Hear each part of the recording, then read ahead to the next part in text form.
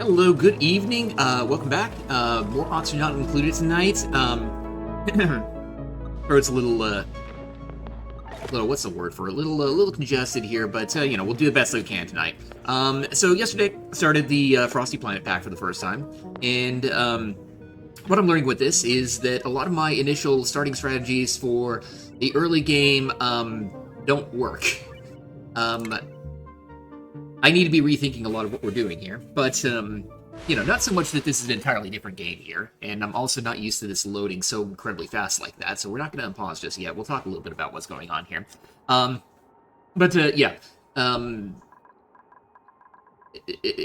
usually used to oxygen generation with algae. Obviously, we can't do that anymore. We don't have any algae. I'm used to trying to wrangle up a bunch of water into a single pond and eventually making, or putting it in wash basins, maybe eventually starting to get towards a point where I'm going to begin, or get ready to, pardon me, to do some plumbing for bathrooms. Can't really do that because it's so frozen here. Didn't really start with a whole lot of minerals on the map.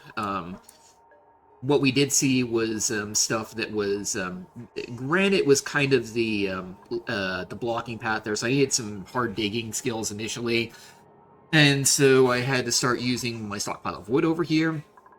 And speaking of wood, we're now using that as a heat source for the wood heater, and probably eventually some power here at some point or another. I don't know exactly how we're going to be doing that, but yeah, I don't know. Power so far has just been a case of manual generator, the battery. We're good to go with that. Um, and so far I've been okay with that because really the only power I've been using is the research bench. And I also put up cooking stations over here. So a little bit of power that way, but yeah, for the most part, it's like, otherwise I would be looking at pumps, some other stuff, and yeah, I just don't need to be worrying about that right now because water would freeze in the pipes. Uh, yeah, I don't know. I don't know. But yeah, we might be expanding more into power sources going on here, and so I might need to figure out what we're going to be doing for power somehow or another. I don't know. One thing that I do have in my mind is I do want to be working towards ranching floxes as soon as possible here. And the reason for that, besides, the barbecue coming out of the meat from these guys here, is you can shear their horns and get extra wood that way. And that I think I'm gonna need to start doing here. Like, especially if I'm gonna start using wood as a power source. The amount of wood that I got stockpiled here, actually, I mean, we got some stockpiled here. We got some more that I previously used for ladders and I tore down because don't need that anymore.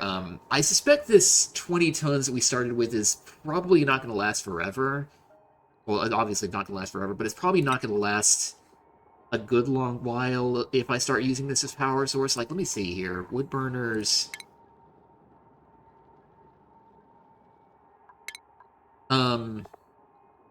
They take 1.2 kilograms per second. And the wood burners only produce 300 watts. I would probably want more than just the one then. Yeah, I don't know. Uh, I don't know. A lot to be thinking about here. But yeah, we'll just continue here. We'll unpause. We'll let things run for a bit now. Because at the very least, we just need to keep expanding here. And that's going to be the name of the game here. Continuing to dig out in areas here. Dig up here, get some food over here. Did I say auto harvest that? Yeah, good. We can say enable auto harvest for these plants over here. Although I suspect that flox is going to be eating the growth over there, but whatever. Same with this guy over here. And then we're digging more over here. We're getting into sleet wheat. And yeah, that's part of the reason why I made a micro musher over here, because the sleet wheat can be combined with the pike apples to make a berry sludge. And we good on food for a while with that, hopefully. But yeah, I think the next thing that we're going to be aiming for as we expand, we got a lot of oxalite down here. And I think that's something I want to be getting into because, especially right now, the oxygen levels of everything here is a little thin. I don't like the looks of this. Oh, switch this to gas view. And I don't know, maybe the alveoveras down here will be doing a lot of work as we continue to as they continue to eat more carbon dioxide. But I don't know. I'm also a little skeptical about using these plants as oops, not berry sludge, nutrient bar. As my source of oxygen, kind of going forward here, just because yeah, I don't know. It's it just feels like an awkward setup here. But yeah, I'm going to be getting this oxalite. Oh, we got research done. What have I been researching? I think for right now, it's largely been a... Well, no. Actually, let's take a look at what we just researched. It was smart battery. Smart battery. Okay. Okay, so, yeah, with this and specifically this, I can hook up... hook up the smart battery to wood burners, presumably, and start automating power that way. Of course, I would need to start smelting metals.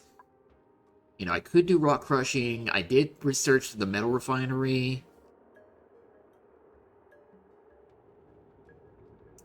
I don't really want to be getting into this until I actually get access to a cool salt slush or cool slush vent or something like that, so I can use that as coolant. And ideally, maybe skip the rock crusher altogether. That's something that I found that I've enjoyed doing once I discover one of these things here. So, we'll try and aim for that, I think. I guess the other part of it is I actually need more refined metals outside of, more metal ores outside of cinnabar, because we can't refine cinnabar into mercury and hope to make use of that as my refined metal. That would melt pretty rapidly here. But what else can I be looking at here? I'd be trying to get into material science research.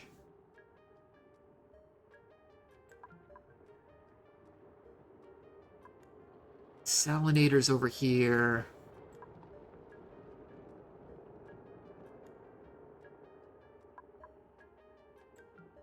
Hmm.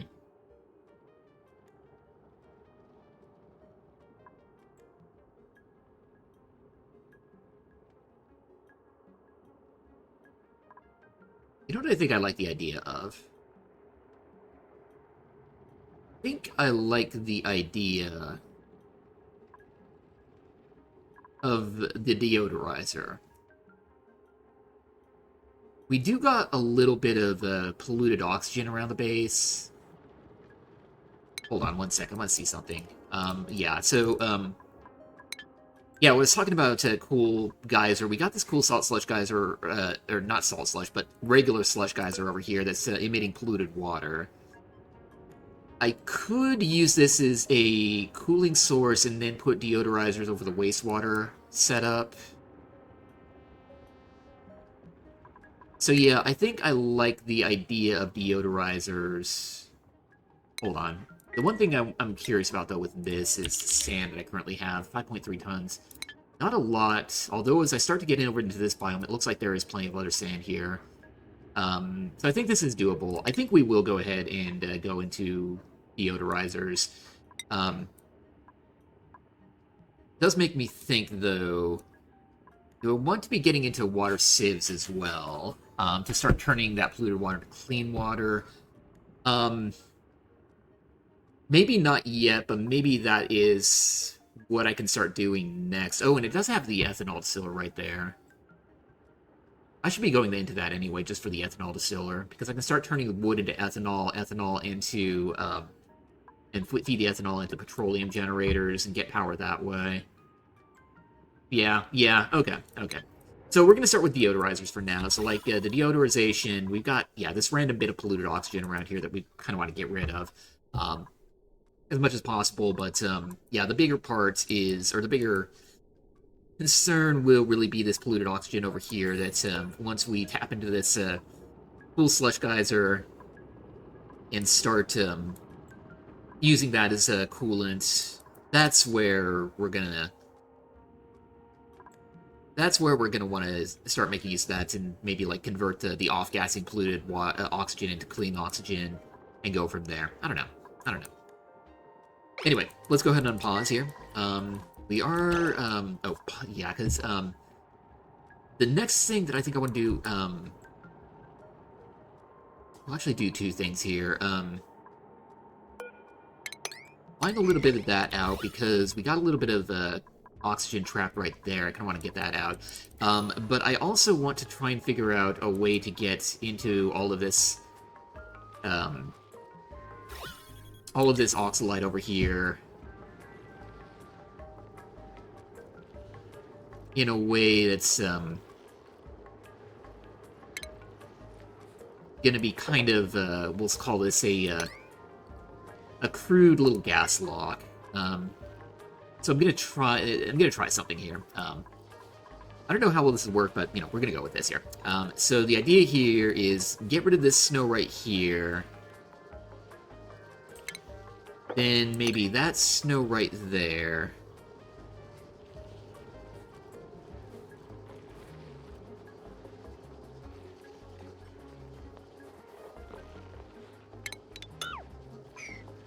Gonna be that snow.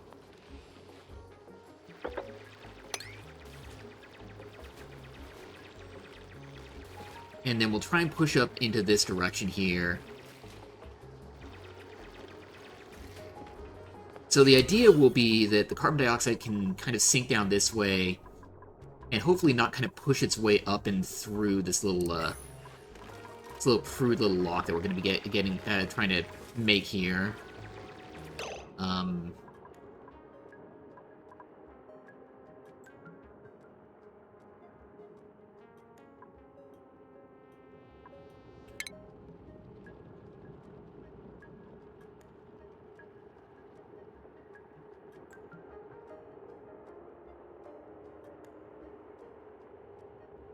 That carbon dioxide over there.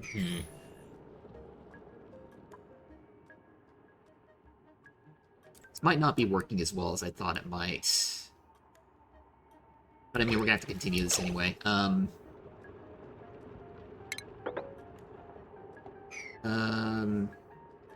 Let's maybe go one higher, and then we'll keep going this way.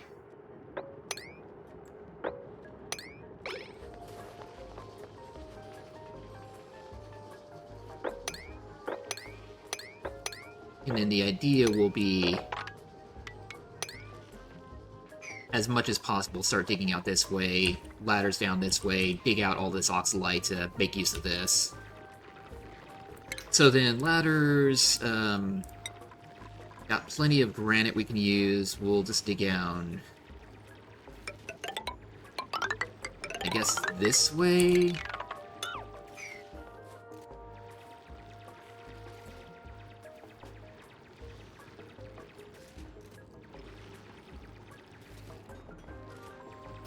Right, so the carbon dioxide has kind of pushed its way into there, unfortunately. And yeah, the idea, I'm trying to keep the carbon dioxide coming down here to all the alveo vera down here, get consumed, or get eaten that way. That's the hope. I don't think it's going to be working too well, but we'll do the best we can here.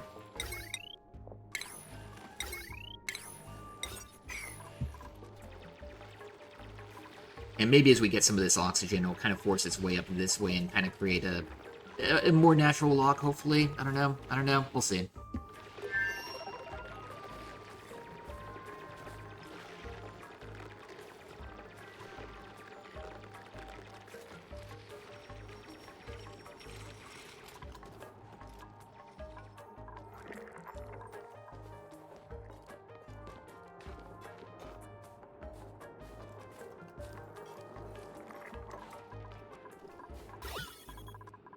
I guess if some of that does make its way down there, you know, we got other alveoveras, these wild ones down here, that should hopefully grab that and get rid of the carbon dioxide anyway. Hopefully, I don't know.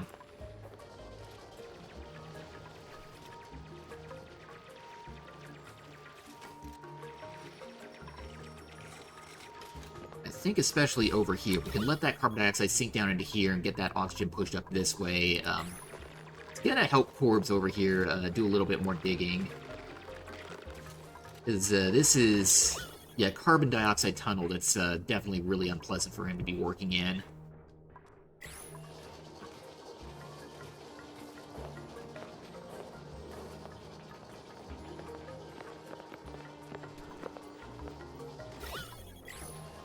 Also, we really want more carbon dioxide to get eaten down here because the carbon dioxide level is reaching the supercomputer. It's not good.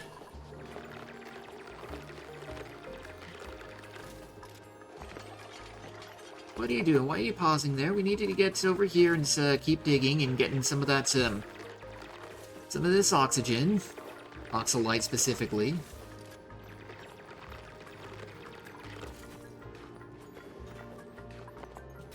Okay, some of this, we got some. Yeah, because some of that oxalite is starting to off-gas down there. Good, okay. Okay, so maybe we will kind of get this natural lock going with the oxygen kind of pushing its way up that way. Hopefully, hopefully. Alright, so that's going to be our starting point. What else? What else?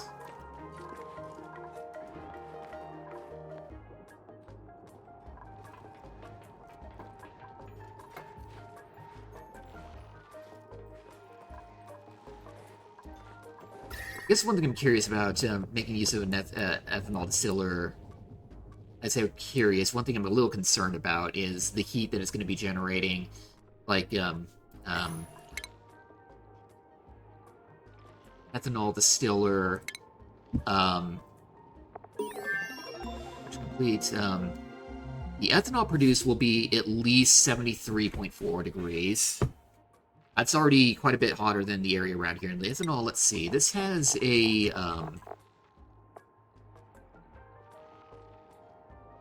surprisingly low thermal conductivity.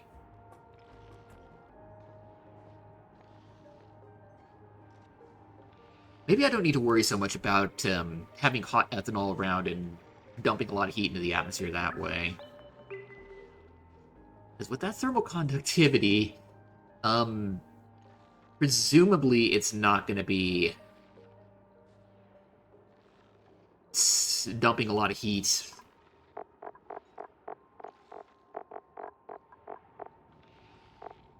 into the atmosphere as it's sitting. No. But then the petroleum generator, that will also spit out carbon dioxide at least 110 degrees, or hotter if the building's hotter. And polluted water, hot polluted water.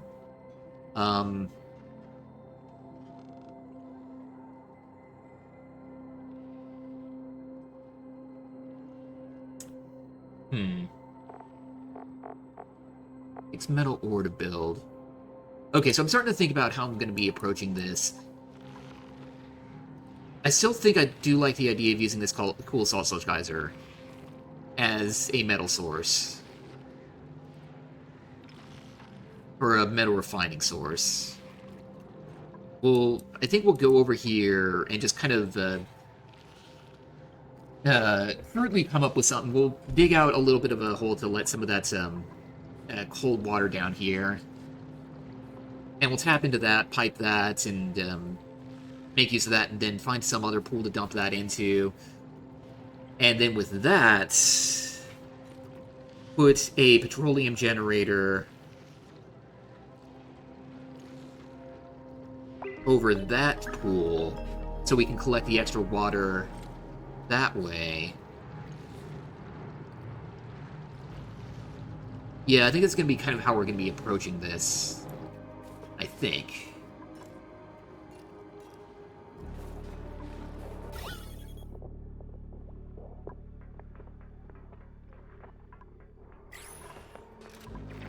We'll figure this out as we get more and more over here. It's going to be an expedition. I think that's probably going to be the big goal today, trying to tap into the power of this cool salt sludge geyser over here, make some refined metals, and set up some system where we're dumping some warm polluted water somewhere, but otherwise using cool polluted water as a metal refinement source. I think.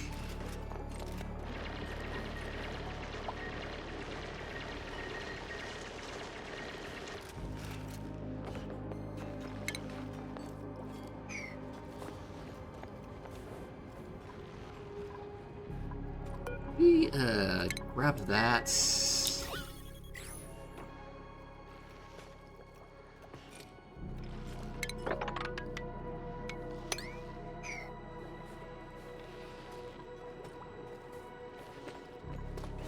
I want to be a little careful about digging out some of these tiles that have the alveo vera there, because again, like the remaining carbon dioxide here, I want to get that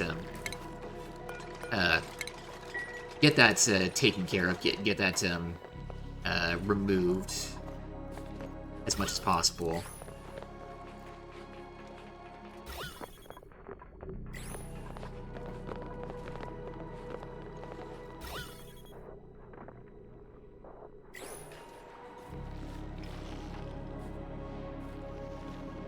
I guess the other thing about this is I also kind of want to explore down here, especially get down to these lockers over here. Because we might get some more warm coats over there, which will be really, really handy, really useful.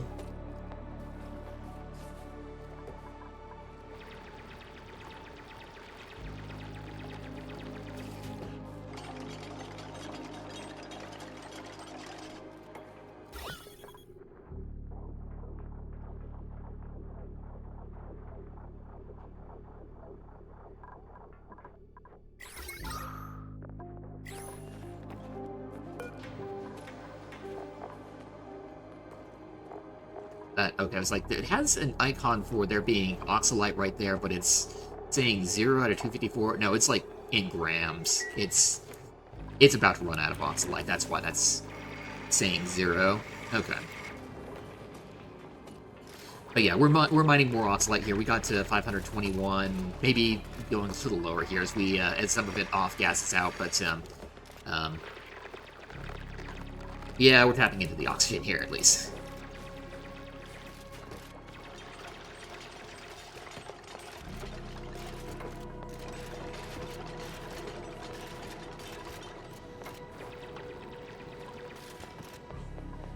Okay. Start getting rid of that there. We did get the oxalite out of this alveo vera. This one over here still needs to be harvested.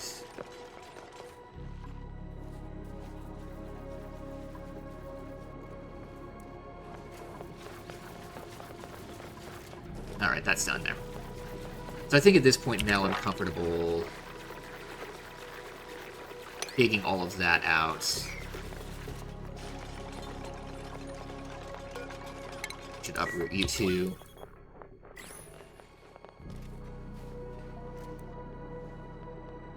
Oh, look at that, there's sucrose here. I didn't realize that could be solid tiles. Okay, I don't know what we're gonna do with that, if anything, but I think some of the critters can eat sucrose raw. Like, I think it's, what is it, the spigot seals? Yeah, they can eat sucrose, or drink nectar straight from the trees. So I guess what I could do is, if I wanted to ranch these spigot seals, and I think they make ethanol as a, not oxygen. Yeah, produce ethanol as a byproduct. I could just start getting as much sucrose as I can, and just start converting that into ethanol with spigot seals, and eventually find a way to start converting into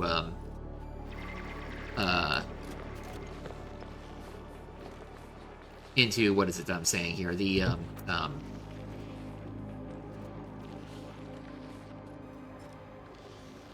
into the bonbon trees eventually. But, you know, as a starting point for using spigot seals, that could be a way to go. Well, yeah, and the other thing, ethanol, I think is going to be important because I forgot that these mammoths, they eat plume squash, and plume squash, or, well, the plume squash plants, the growth of these, and these take ethanol as a fertilization. Yeah. I mean, so that's another reason to make ethanol there. So, yeah, we might be... well, there's ethanol down here. Okay, okay.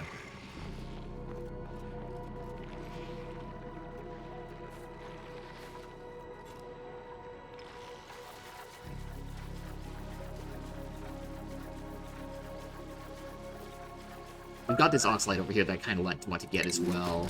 So I think...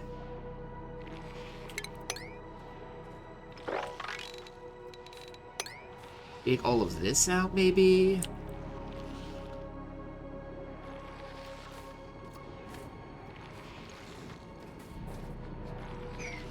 And ideally try and save as much of this sleet wheat as possible. I guess. Some of it is sitting on snow, though.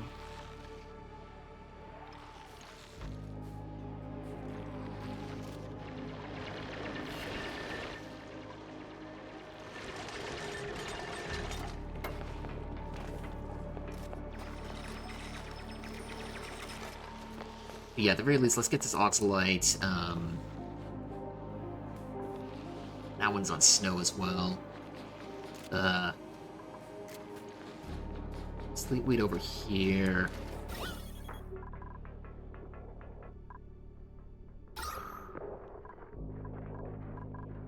Well, I guess the carbon dioxide layer is starting to thin out a little bit. A little bit of a bonus there.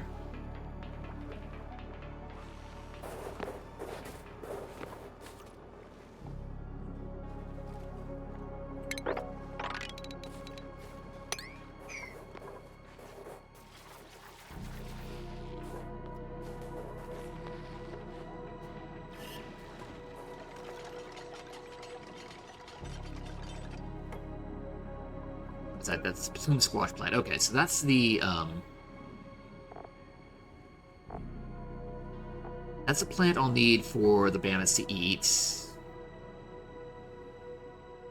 Also, what do these mammoths make as a byproduct? You can shear them for reed fiber. Mammoth patties. Mammoth patties. Okay, that's right. Because then you can crush this in a rock crusher to get phosphorites and clay. And so that's how the three... I think this is how the three critters kind of synergize with each other. You've got the floxes here who eat pike apples. Pike apples require phosphorite. You can get phosphorite from the mammoths through their excretions, the mammoth patties. The mammoths need plume squash, which is made from ethanol, where you need ethanol to grow that. And meanwhile, ethanol is grown from spigot seals, or made from spigot seals, which you can use sucrose or have bonbon trees available. As long as you've got enough light, which is probably going to come from mercury, or maybe, possibly, a lot of ceiling lights. Something like that.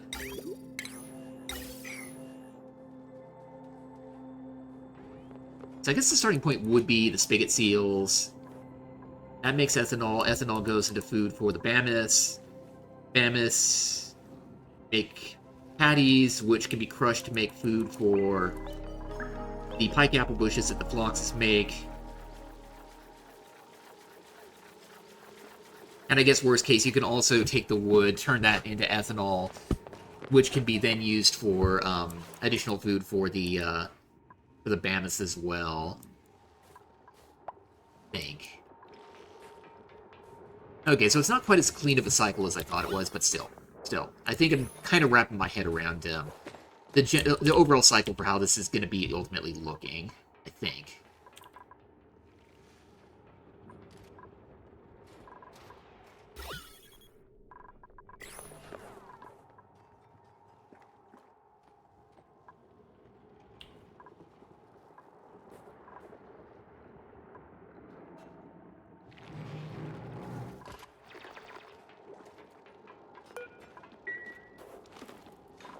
Oh, skill points. We got a skill point here. Amari, you are our, you are going to be our, what is it? The gopher. So yeah, we're giving you improved carrying too. Eventually getting you into exosuit carrying like everybody else here eventually, but yeah, improved carrying. You're interested in that. All well and good.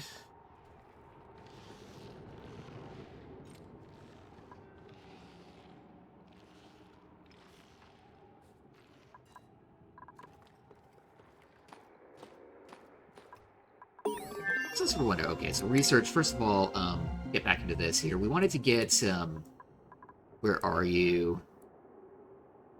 Wherever the water sieving was. Yeah, yeah, we wanted this because, if nothing else, the ethanol distiller.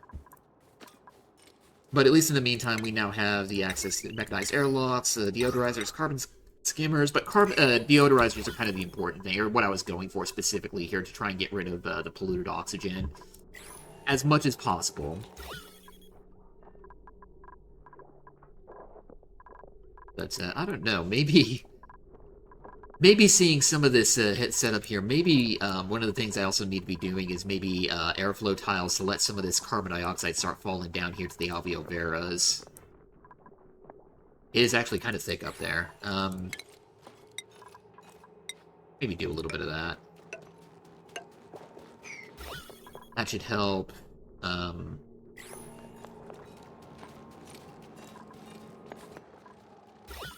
carbon dioxide over here, good.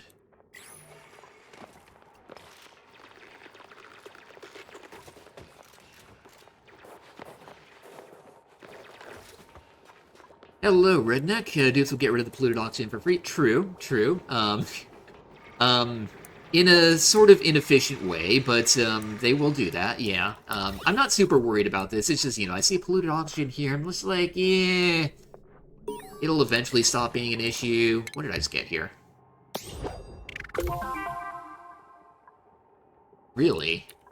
Where did that happen?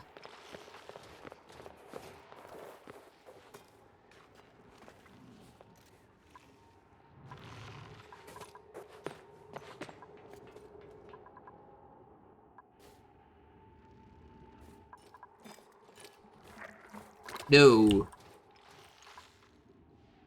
And I could be wrong on this, but I think the only morphs are mammoths. Yeah, which can make regal mammoth eggs. Floxes... Yeah, flox eggs, and then... Spigot seals... Spigot seals. So yeah, what is... Did we somehow hatch a regal mammoth somewhere?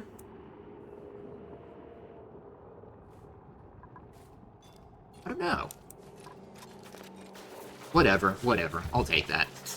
It's a freebie there. But yeah, the polluted oxygen, I mean, it's free there. I think the thing that I'm a little concerned about is the yucky lungs debuff, where, you know, my dupes will get that, they'll consume more oxygen here, in a time when I don't really want that, but I don't know. Maybe it's not that big of a deal. Maybe. I have to buy... I think we can actually now properly mop up this polluted water here. Maybe. Maybe leave that in a bottle and not have that turn into ice and then melt again. I don't know. Whatever. Alright. Filters, research, sludge press, research, lubrication station. We're not going to be using that for a little while here. Seriously, where... Oh, is this... I see some fossil fragments here.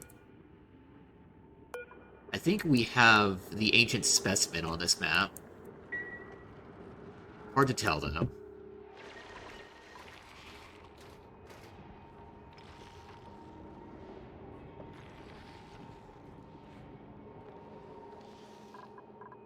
Okay, okay.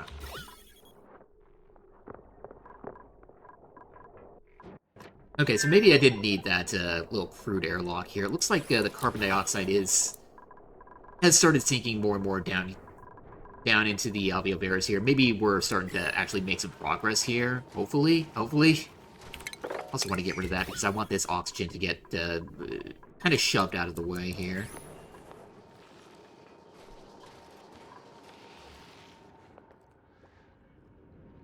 And yeah, maybe I don't need to worry too much about getting the rest of this oxalate down here, but, you know, we're still going to be doing it. It's still necessary, I think.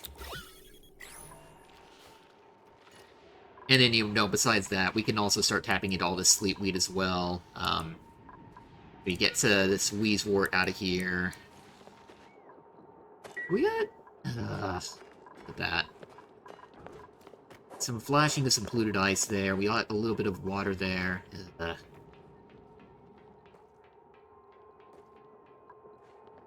don't know. Well, whatever, whatever. Printable... Okay, so we're ideally looking for, at this point, a rancher. And, you know, we could be getting the Marie here that does have that interest in ranching, but really what I want to be looking for is somebody that has a trait that gives increased ranching. And none of these have these. Like right away, Ellie, no good. She farts. She's flatulent. Rowan, I don't really like the decreased construction. It's not the worst thing in the world, but I kind of still don't like it. Marie is actually not that bad because she does start with plumbing, which is a nice free skill. I kind of want everybody to get into plumbing anyway. Squeamish is not that big of a deal, and Kitchen Menace is actually a bonus because I don't care. I wouldn't have her doing cooking here. But at this point, I feel like we're a little stretched on dupes, so I kind of don't want to get somebody who's kind of like decent at ranching. I want somebody who's more ideal, so I'm gonna pass on her and just get Rust for now. Arts are fun. I mean, they're fun in a certain way, yes. I just don't like them messing with the gases in my colony here.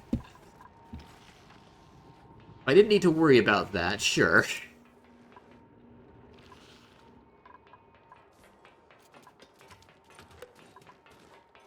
But yeah, so far it's been kind of a case of, okay, carbon dioxide, we need to get this down here somehow or another. I don't know, you know, that, and then all the oxygen. I mean, it's not too thin right now, but it has been an issue before that I've had to deal with, and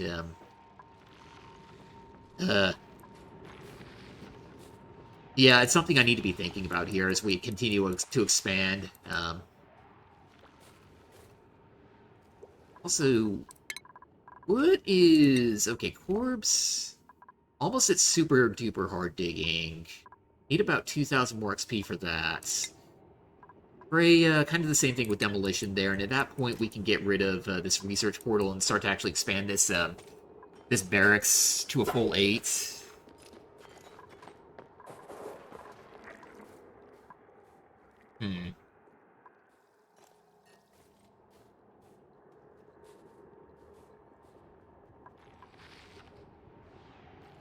I just want to see here.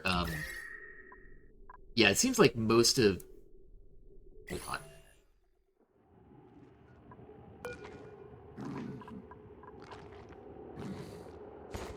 That Atmos is surprisingly warm at 50 degrees.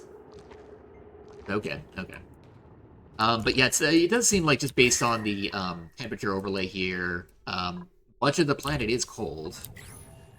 So maybe, you know, as I'm starting to explore these other biomes here, maybe I don't need to worry about, like, dump, or, you know, kill, you know, knocking out the abyssal light, because it's still gonna, you know, I'm not really preserving any sort of, chill areas.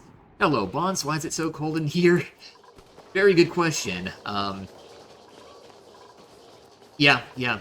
I don't have a good answer to that. But good seeing you. Um,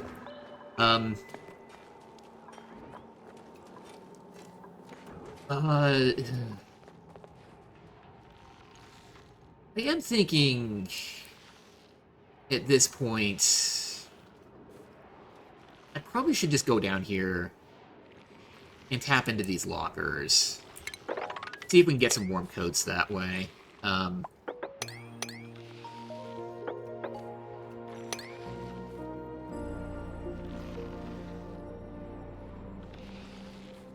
we can do that there.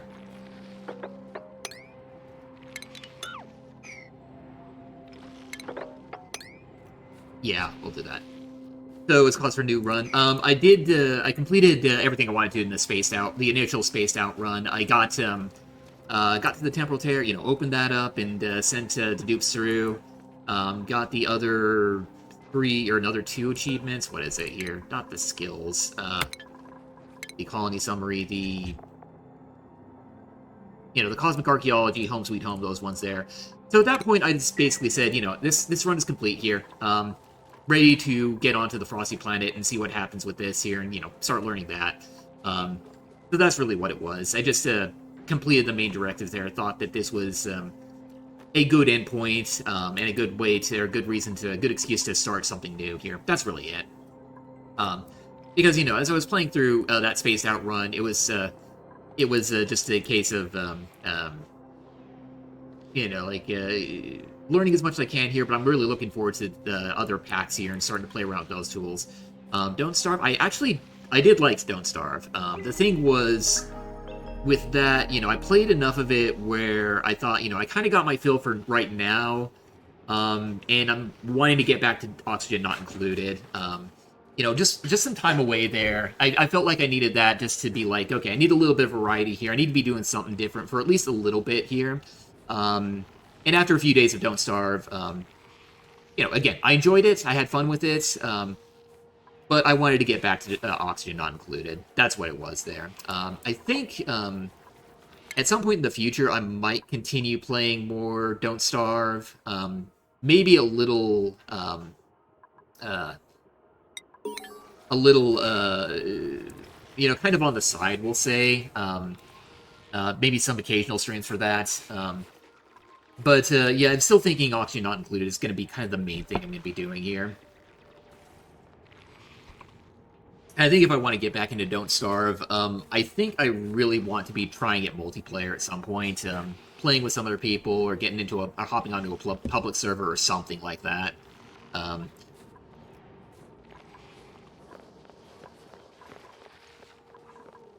So can we get... Okay, so the... A lot of that's... Okay, so I guess I'm okay with the carbon dioxide pooling over there, but at some point I want to build another airflow tile to kind of let that sink down this way.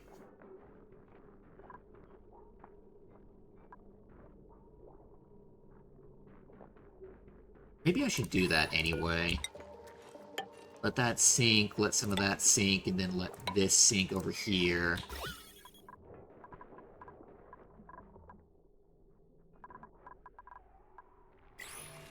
Yeah, okay, that looks good.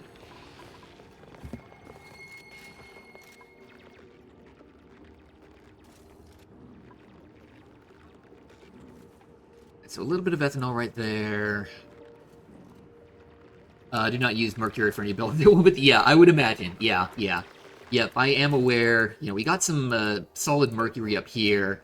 I know the melting point temperature of this. It's, negative 38.8. I think Cinnabar is going to be okay. The melting point of that is quite a bit higher. But yeah, for any refined metal, we're not refining Cinnabar into mercury and using that as refined metal. No, I'm trying to get into... Like, we got wolframite down here. I'm going to be trying to use that as kind of the main refined metal, although I guess we also got a good bit of iron here as well. Probably, it's food for power generation. Is it, Okay, so my understanding, or, like, how I'm reading this here, is... Mercury fed into mercury lamps. Mercury lamps over bonbon trees, letting them grow, letting spigot seals eat out of the bonbon trees. Oh, solar panels too. I'm overthinking things. Never mind. Alright, so research. We've got the ethanol distillery now. And I think at this point, I haven't really been thinking about piping much because my bathrooms are going to have to be manual for a good long while here. But I think I'm going to need to get this the insulated piping here going. But yeah, I think, yeah, I was overthinking it there. I was thinking, like, make ethanol from spigot seals there. Whereas I want to see the mercury lamp, the ceiling lights. 60 watts, 130 grams per second, makes 60,000 lux. Right, okay. Yeah, so with that... Yeah, there we go. That makes sense there. Presents power challenges to, unlock thermal power. Yeah, okay, okay.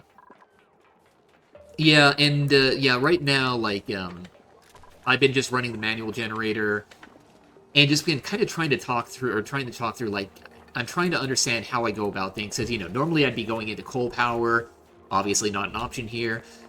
I could be making a wood burner, but that just overall looks like a worse form of the coal generator altogether, and might not be worth it. I don't know. And so I was starting to think, okay, maybe ethanol into a petroleum generator, but then that might make a lot of heat.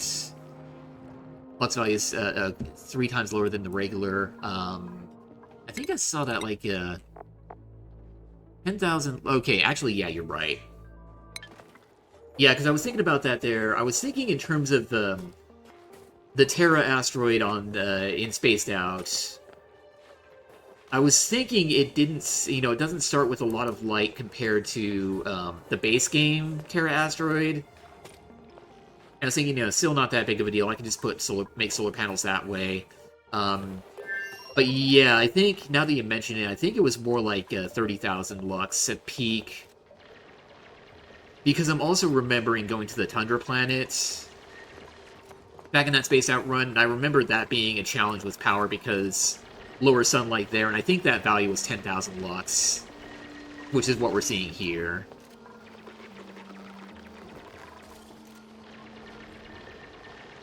Oh, this is... Okay, hold on. You can't go through that way. Not yet. That is snow right there. I need to replace these with tiles because I don't want that carbon dioxide falling through down here. Oops.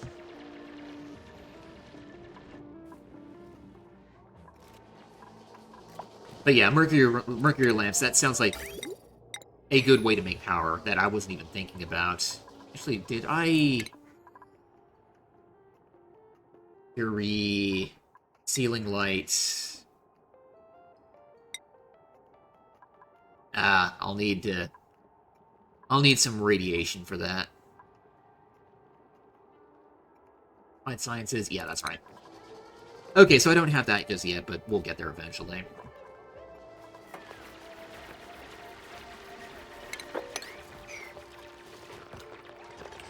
Alright, now we can dig through there.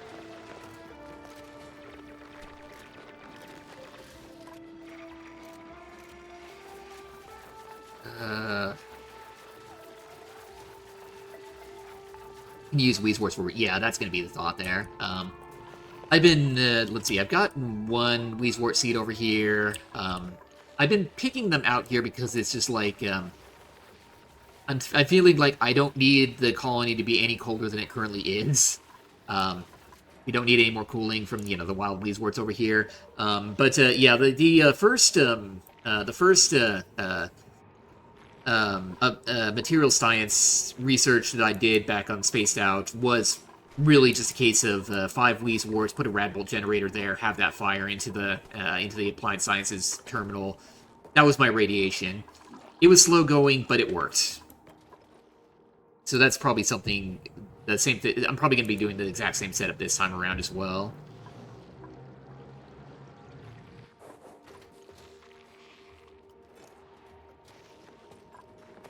Did we do it to... Yeah, we did the, these tiles over here. I think what we can now also do over here, because things are going kind of slow. Throw down fire poles over here. Also, you know what? Over here as well.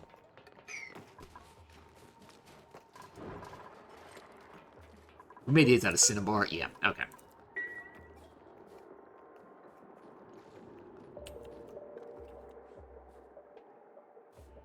Alright, remind me, melting point of mercury again was negative 38.8. Okay.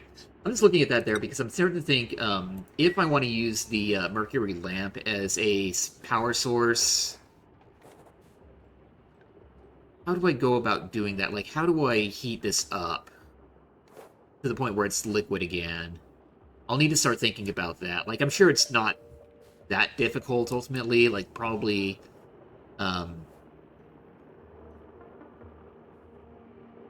like, you know, over here, gonna be using this cool salt slush vent as a way to start refining metals, non-mercury metals. So I'm gonna have warm polluted water over here, and I can just kind of start running that, and I guess kind of a warming loop against some cinnabar ore or solid mercury. No, solid mercury, not cinnabar ore. And using that as a way to heat things up, and then once I start getting liquid mercury, maybe put that in a pool, liquid tempedizer, dump solid mercury into there or something like that. No, I don't know. There's options here. Yeah, I'm just thinking about back when I was playing Rime in the base game, and I hit the oil biomes for the first time and saw the solid crude oil, and I was thinking at that point, okay, you know, I could dig out the solid crude oil, but I kind of want to preserve as much of this as possible, so how do I just melt this rather than dig that out? And yeah, I remember the fun I went through with that. And yeah, it was tempedizer there, glass forge to drop some molten glass on top of some of that solid crude oil to melt some of that, and then liquid tempedizer in there. Yeah, I don't know. Metal refinery and glass forge. Yeah. That's what I was thinking there. Alright, so Twitch is actually playing nice today and actually warning me that an ad break is coming up. Got to an ad break coming in about 4.5 minutes there. So, gonna be pausing, taking a break for that. Have your warning for that, and, you know, be ready for that, and, you know, take your own break as usual. Keep in mind sparse energy. Yeah, that's true. Because I know, you know, I'm gonna sit down the metal refinery and be like, oh, wait a minute, 1200 kilowatts, how do I get that? Yeah. Same thing with the glass forge too. I think that's 1200. I say kilowatts, watts, 1200 watts. Glass forge, yeah, 1.2 kilowatts. Okay, a lot of power there. Maybe for that have the manual generator with a few jumbo batteries to store some extra power, getting that in the way. I don't know. There's time to start thinking about this, eventually.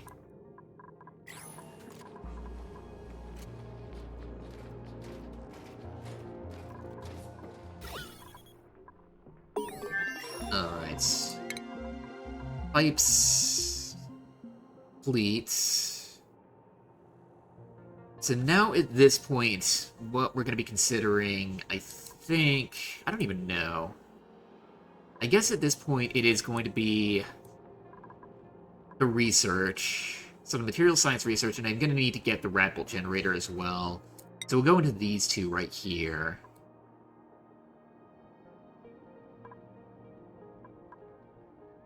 Then I'll eventually need the liquid tempedizer. And then at that point, just kind of like filling out what, like, I guess maybe we'll go into hazard protection to get Atmos suits. Yeah, I don't know.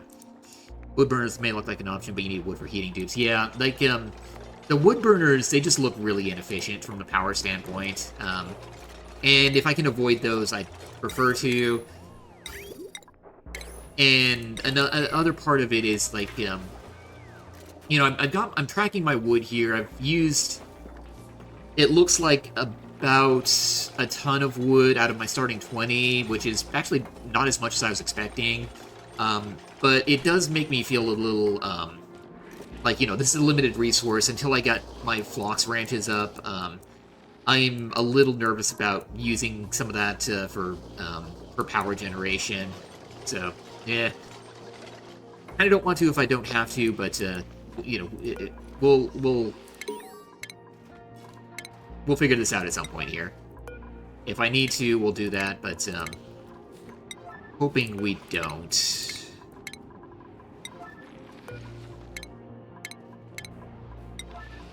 And hopefully we'll get some warm coats out of these lockers, too. Polluted oxygen down here.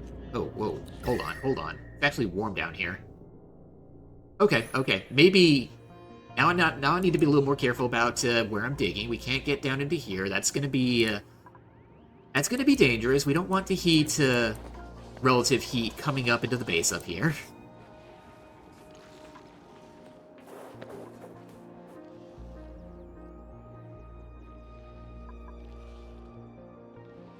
Hello, Nanashi. Welcome in. Good seeing you.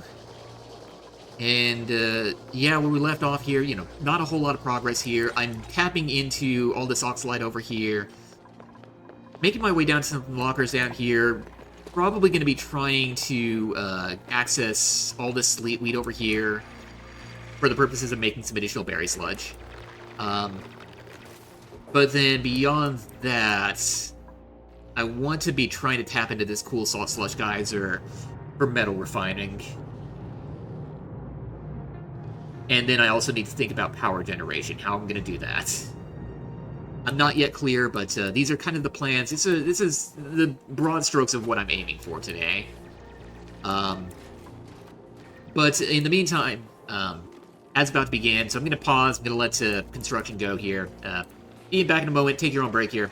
Don't miss anything.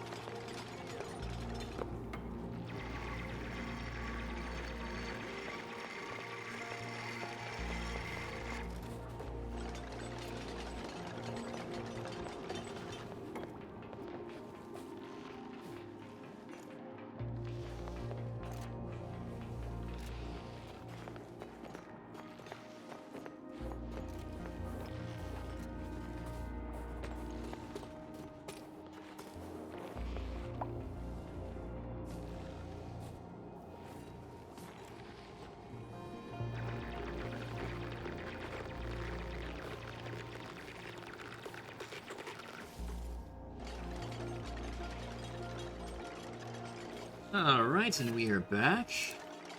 So it looks like we got 2 snazzy suits out of these lockers, which probably means 2 warm coats. Yeah, we got 1 warm coat here. Go Lyra, snazzy suit there, snazzy suit. I guess Corbs. Try to gently tap the wheat biomes, fill in with CO2. We'll supply with food for some decent, for some time with decent food. So the sleet wheats here, they don't require carbon dioxide atmosphere. They can, like, they don't consume that. But yeah, like, part of it, yeah, we're gonna be trying to get in here, getting some of that sleet, or that wheat here. Ideally, I want the carbon dioxide to fall here onto this on the alveolarus to make more oxygen. Oxalite, really, oxygen. That's more what I'm hoping for, but, I don't know, I need to figure out, a way to more, I guess, more reliably produce carbon dioxide and get that down here, like, no. I don't know. That requires refined metal, yeah. So, hold on, so the, Rock Crusher 240 watts. I might have to resort to that and make some refined metal initially. Alright. Well, before we think about that here, I want to start thinking about,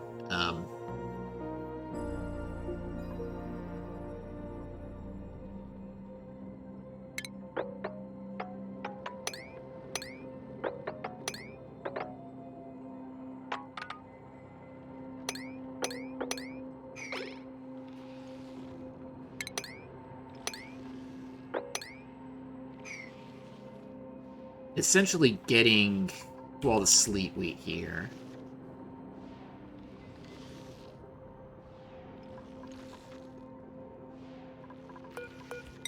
What if we were to do that?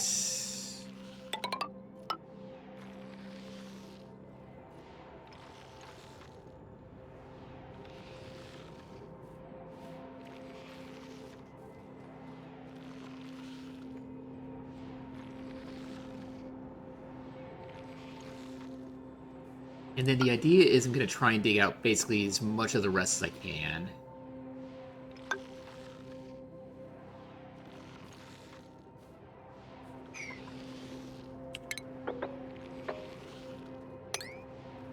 Polluted water preheated after the metal refinery, sieve, and then O2 generation. That's true, yeah. Yeah, once I, use this water over here for refining, that'll heat it up. And then use that to...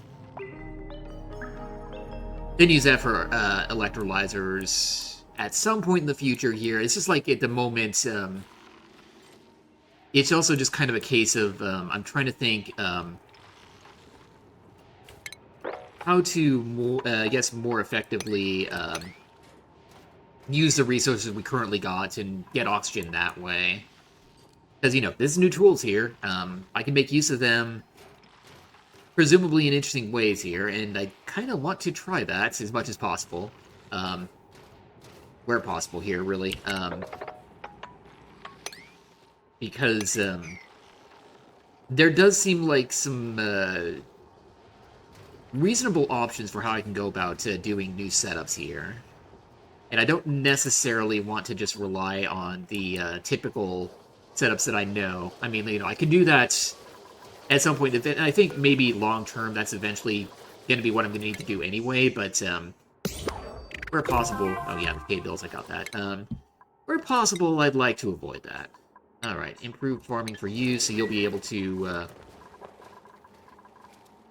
By the way, what is, remind me, what's the farming do? Like, it gives, harvesting speed, tending speed, seed chance. Okay. So yeah, the tending speed, that's still very useful here.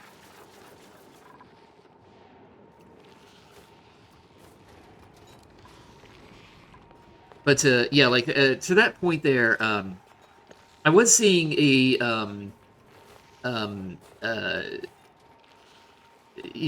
so Corbs yesterday presented a design to me. Um, he said, I think it was from Echo Ridge Gaming, but the idea of this was that it was alveo vera plants. You feed them a lot of carbon dioxide in a kind of room right there. Automate the ice delivery to them. Automate the oxalite pickup.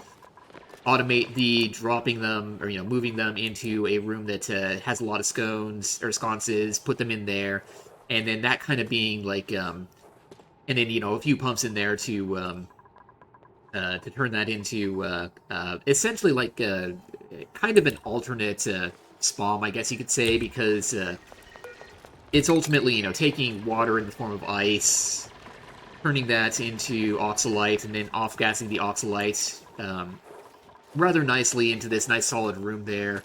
It's like I kind of like the idea of that. That looks like a cool little design that I'd love to try. So, like if I can manage something like that, cool. If not, then we got the standard electrolyzer setup I can figure out at some point here. But again, if possible, I'd like to avoid having to rely on that. Wait a minute.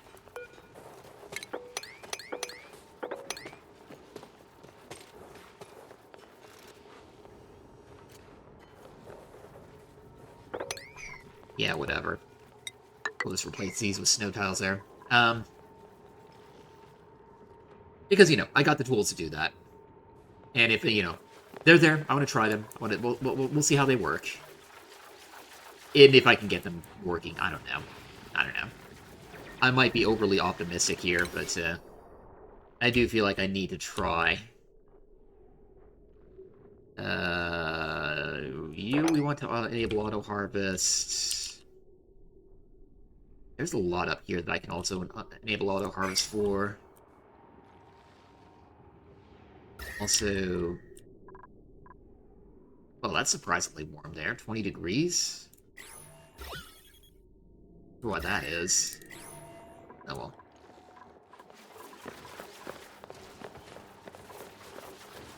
Three half Rodriguez for only through 15 dupes, so didn't have any smart solution. I mean, it works. It works. I mean, yeah, that's the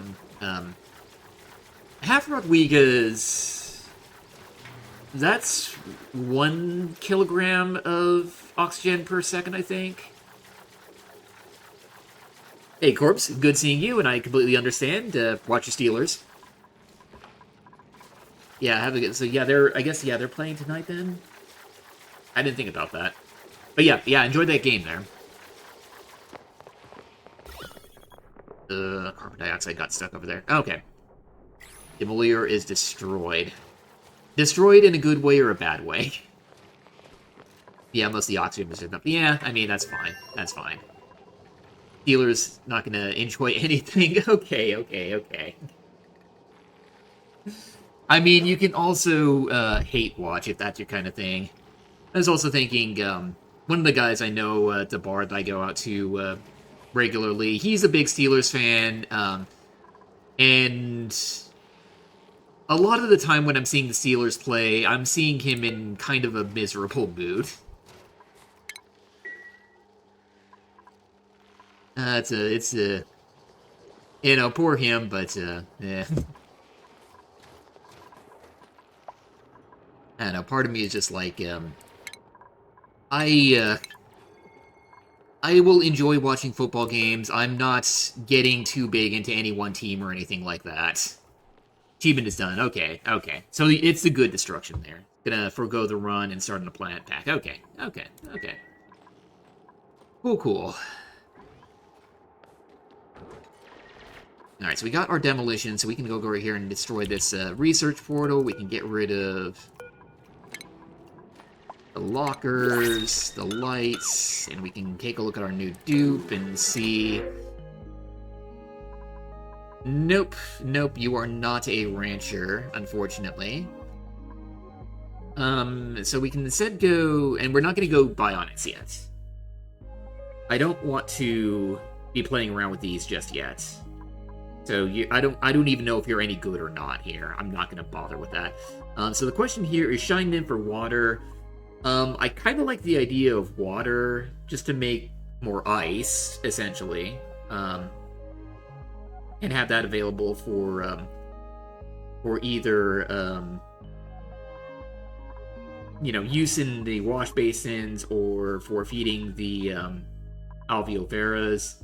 I think, yeah, we're gonna go water. The shine nymphs, I just don't feel like they're all that useful right now.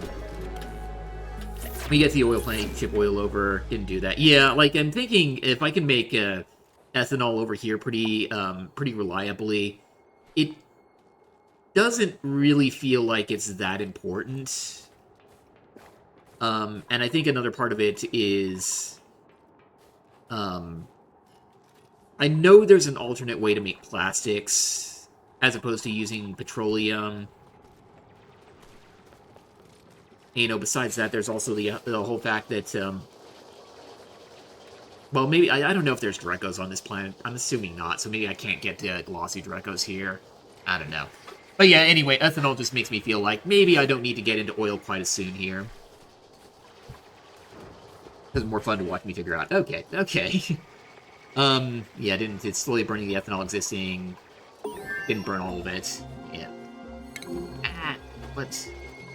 Okay, so what did I research there? Yeah, the rad bolt generators. Okay, so we need to add in new research.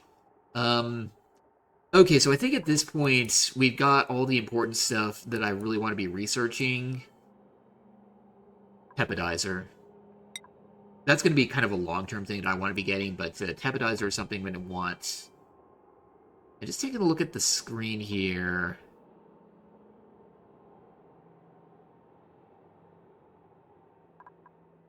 Party line foam might be a nice bonus. Because that's nice, easy morale right there.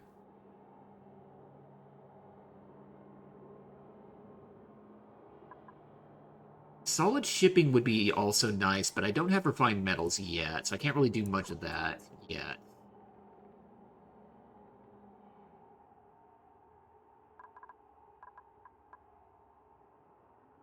So yeah, Tepodizer. And then I think we'll aim for Atmos suits eventually. I'm not in need of those yet.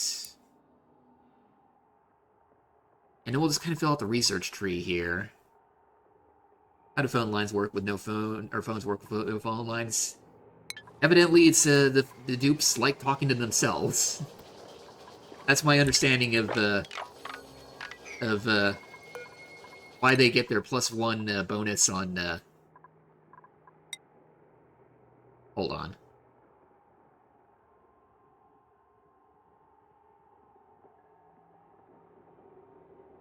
Lyra, why are we giving you improved farming here? Oh, you were going to be the rancher. Oh, this changes everything. Okay. Never mind. I was thinking I was still looking for a rancher here, but no. We have our rancher right here. Okay.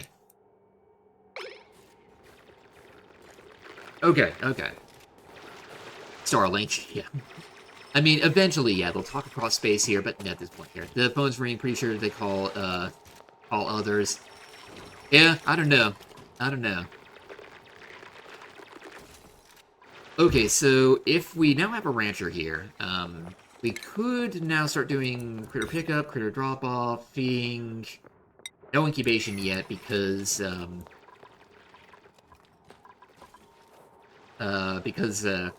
no refined metals yet, but I could start figuring out where we can start putting ranches, and I think, like, one right here is a good option. Yeah, this'll do. What is that? Oh, sleet wheat. Let's not do that now. I didn't realize we have that right there.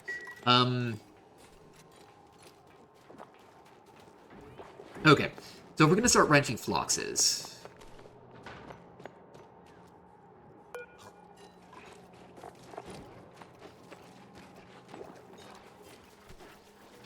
Like apple bushes, they'll eat 20% growth per cycle.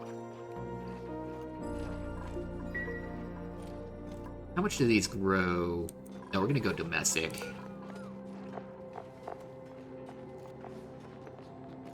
3 cycles, so every cycle they'll get 33.3% growth.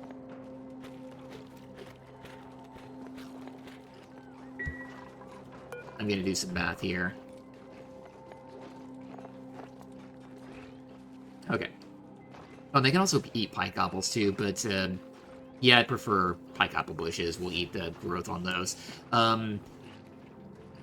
So if we're going 20% growth per cycle, we want 8 of these. That is 160% growth per cycle.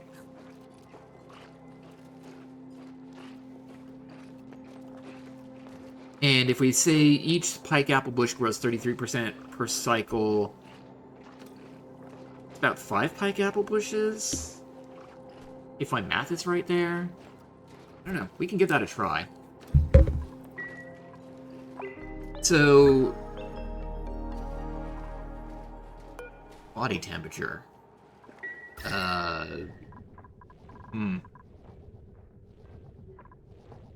think it's a little too close to that wood heater there.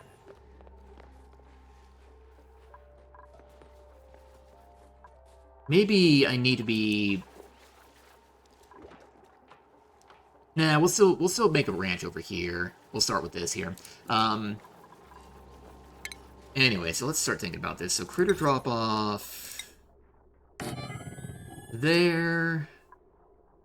Station, a grooming station there. Shearing station there.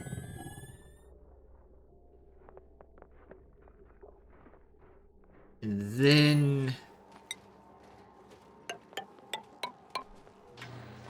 5 tiles like that. Then beyond that, we can do a little bit of containment this way.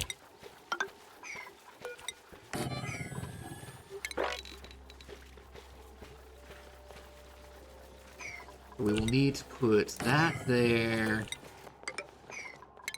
If I remember correctly. Yeah, 100 there. And then finally there.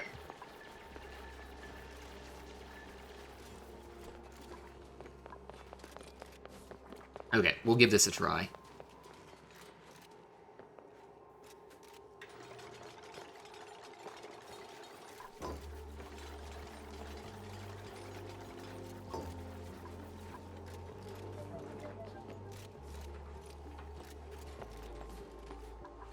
And do you... Oh, okay, a few things I want to check here. Yeah, everybody's on... Yeah, schedules look good. Priorities, Lyra, I forgot to give you a hat. You're a rancher. This is gonna need power to 60 watts, that's no big deal. Make the argument that the phones go through the power wires, but you still call on a rocket. Yeah, I don't know. It's, I think as Nanashi said, might be Starlink here. Because, yeah, they can talk to, dupes can talk to other dupes on other planets, so... something's going on there. I don't know what. Say 8 here, and Flox and Flox Fawn. But first of all, we'll get this room set up. That's gonna be important. Also, did we, oh no, we're actually, yeah, we got all this construction going here too.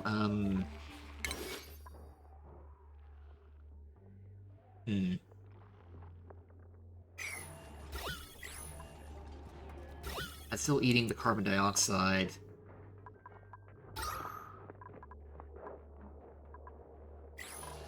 Very good on oxygen.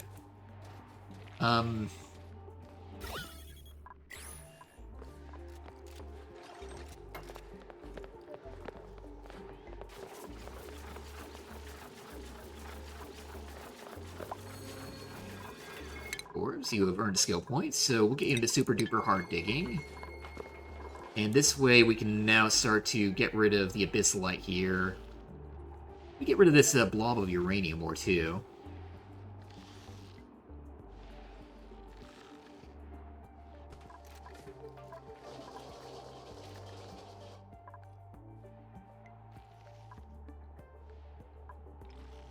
Worthwhile? Yeah, let's do that.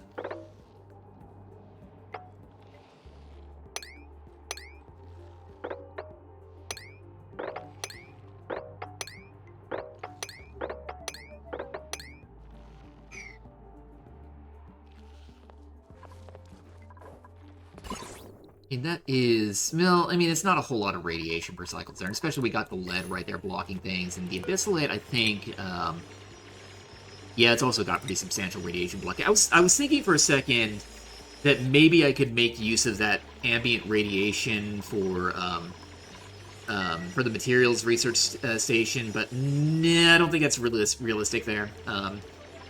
It's the radiation is just not spilling out too far, and ultimately it's probably just going to be better to use Wheezeworts for that.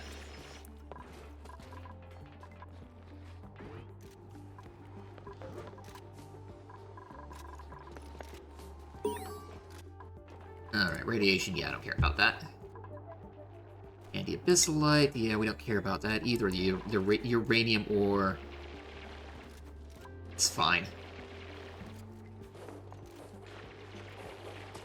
And we're also going to start to get leads here soon.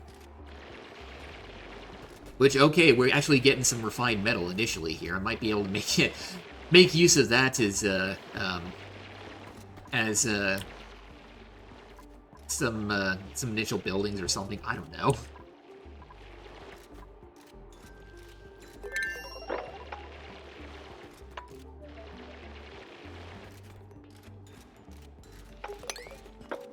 Get rid of the rest of that abyssalite as well, and we can also dig down here and get some of that, some of this sleet wheat down here. Get access to that as well.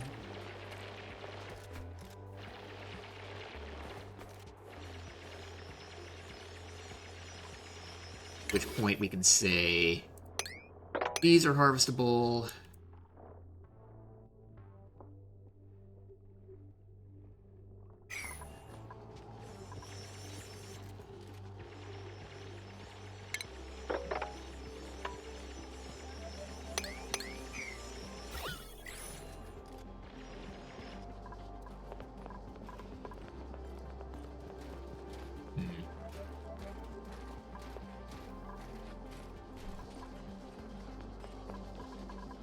Alright, 3 more farm piles to build here. Yeah, that is stable. 96, okay. And the shearing station is set up, ready to go. Grooming station, good to go. I just want to have, like, apple bushes growing here when we start moving floxes there.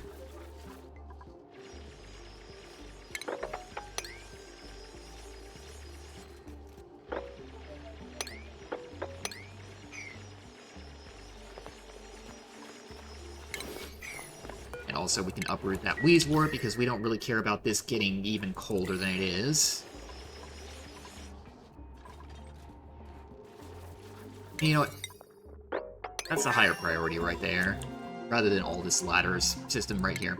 Okay, so I don't remember what I just researched, but I remember what I'm looking at right here. Atmosuits, that's going to be our next target, eventually. What did I just research? Piping, radiant piping, thermal aquatuner. The tepodizer was more the thing that I cared about. If I use warts for radiation, wild-planted warts produce the same as the domestic ones. Yeah, that's true. I think the thing is, I want to have a concentration of radiation, so like, you know, enough Wheezeworts crammed together at once there. And at that point, you know, I'm willing to spend the phosphorite just to maintain that, that little setup there. And, you know, get a little bit of extra cool that way. Fine with that. I guess, though, the thing is, you know, the more I do that, the more I'm going to need to get phosphorite dug out. Or phosphorite from the mammoths over here. Ah, there's the ancient specimen.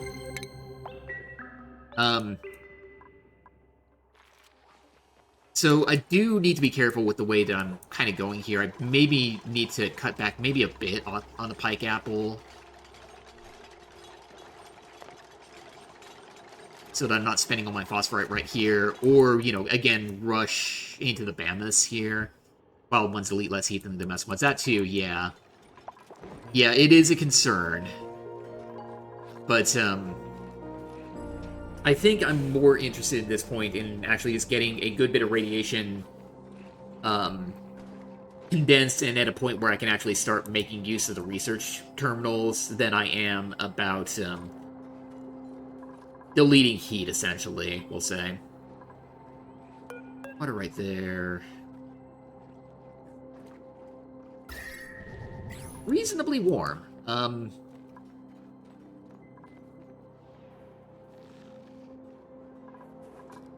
Actually, no, it's fine there. I'm gonna use that water there, because we're gonna need some of that for the supercomputer and the wash basin. So yeah, I'm just gonna leave that there. I'm not gonna, like, drop that down into frozen environments to try and freeze that water into more ice. Whatever ice we're making, or whatever water we're making use of means we're making less use of ice, the ice liquefier here.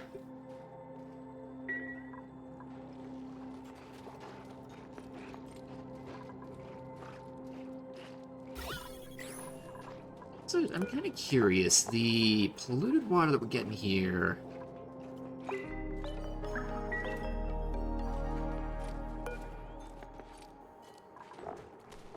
It's coming out at about -6 point. Okay.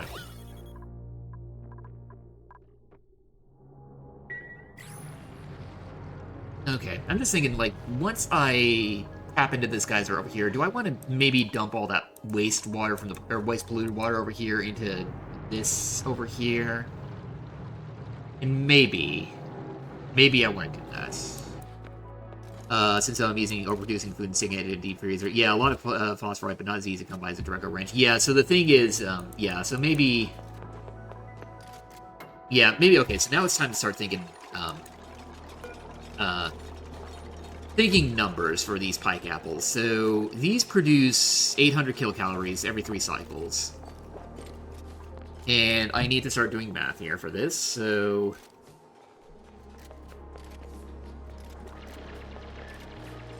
I currently have 6 duplicates. That's 6,000 kilocalories per cycle. Per 3 cycles, that's 18,000. If these make 800 kilocalories per cycle,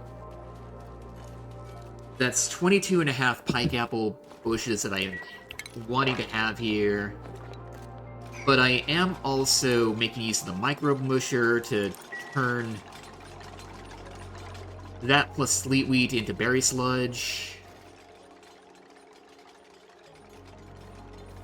And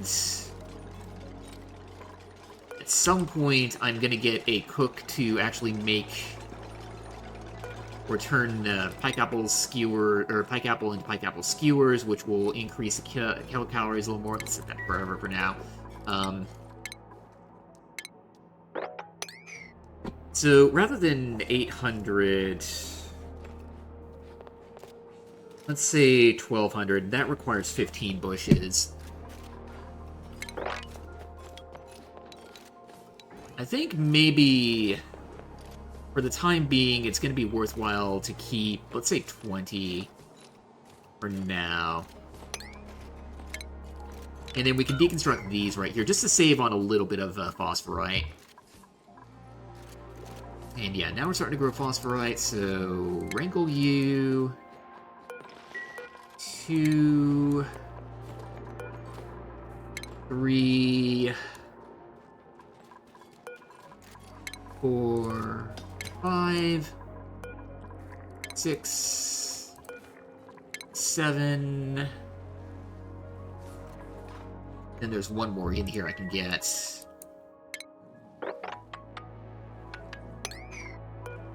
8. And we can also get a little bit of that sureberry plant as well.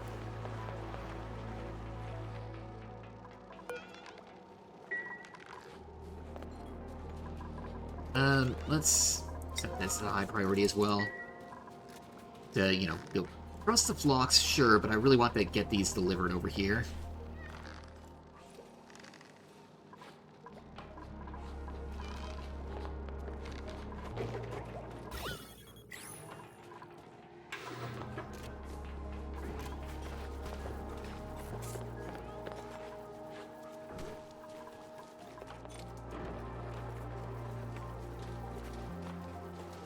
Alright. First flox wrangled. And with this, hopefully we should also start getting some wood as well. Or some more wood here. And we can kind of watch the wood level go up as we continue to tend to this ranch a little more. And kind of get a sense of, can I start turning some of that wood into ethanol, or maybe start using some of that wood for the wood stoves, or not the wood stove, the wood burner for power that way? I don't know.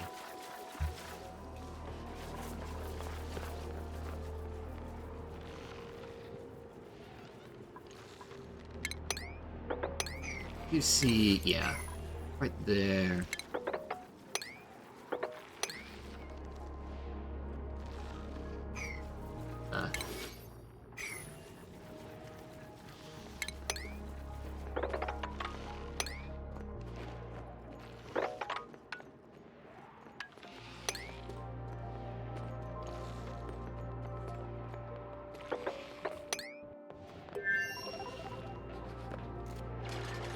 All of this digging right here is just kind of trying to find a way to all these sweet wheat plants over here that we can be harvesting. Wood is there to be used, that's true. Yeah, it's just like, you know, I'd mentioned before, you know, like we start with 20,000 here, and it sort of feels like I don't have a good sense of how long that's going to last.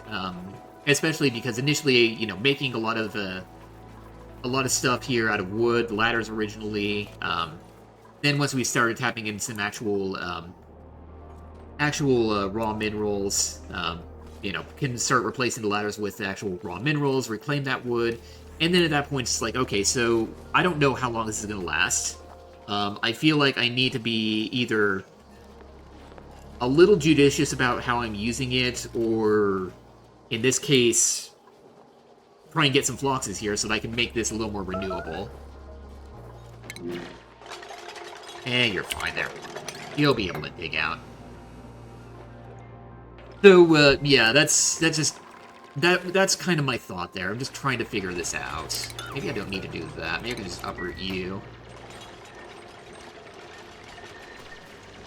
So, yeah, it's just a case of, like, you know, I don't want to find myself out of resources and being like, oh, I wasn't expecting this.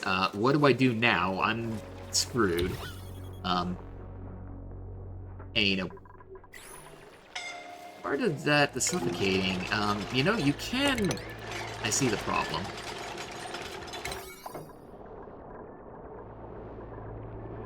Maybe, take these out, so that you have a way out. And get up to some oxygen there.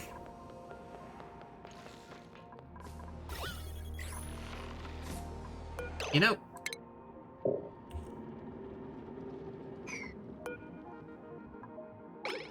Yeah, you're suffocating...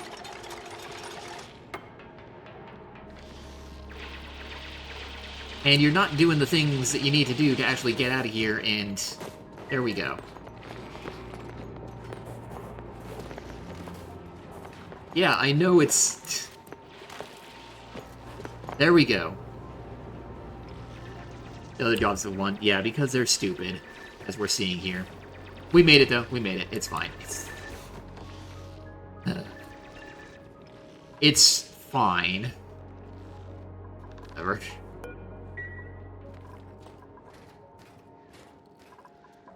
Alright, so we got 5 in here. We got 1 more truss down here. Where are the other 2? Up here. Okay.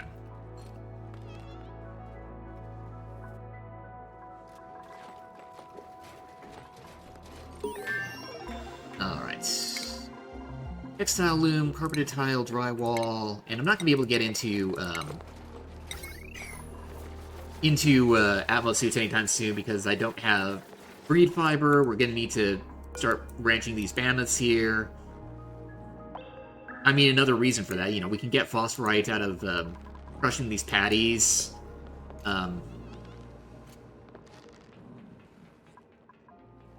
Yeah.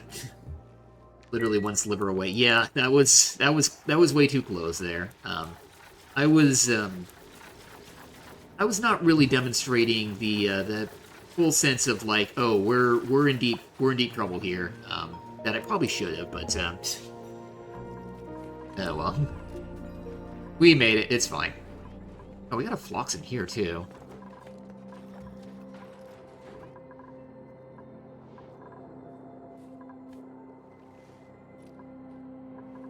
Maybe let's not trust you, and we'll get not you, not we'll wrangle you.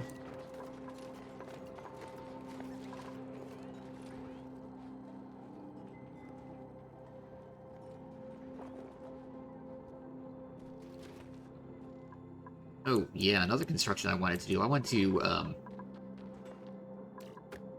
expand this bedroom again. So, like, there.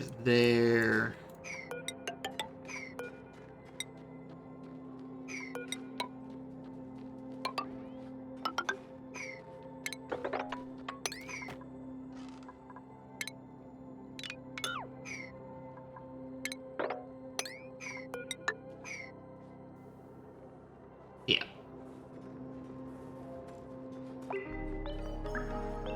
Okay, okay. It's a little bit of extra work we're doing there. Okay. Picking you up.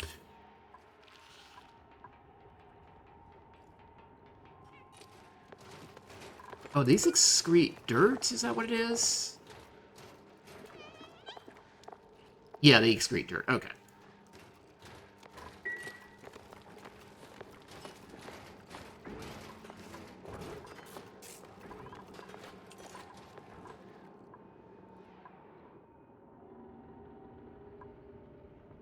Oh, well. That's warm as well. Stay away from that, at least for now. I'm actually kind of curious here. So we got the ancient fossil, or ancient specimen. We've got this one right there, and then the third is way over here. The amber fossil, also kind of warm over there. Okay. Okay, so I got to be careful about really opening all of these up, except I guess for the frozen one, because I mean it's cold here. We're fine with the cold. We're fine. Yeah, that's fine. But yeah, careful over here. I think not so much over here. Yeah, that's fine. Careful over here, and for whatever reason, I don't know what's going on down here, but this is also kind of warm. Careful getting into here, whatever that is. But I've also been kind of taking a look around, seeing if some of these surrounding biomes might have, say, phosphorite in them, but maybe not. It might just be that starting biome. So we might be just limited to the phosphorite we're seeing here, and then I can start digging out.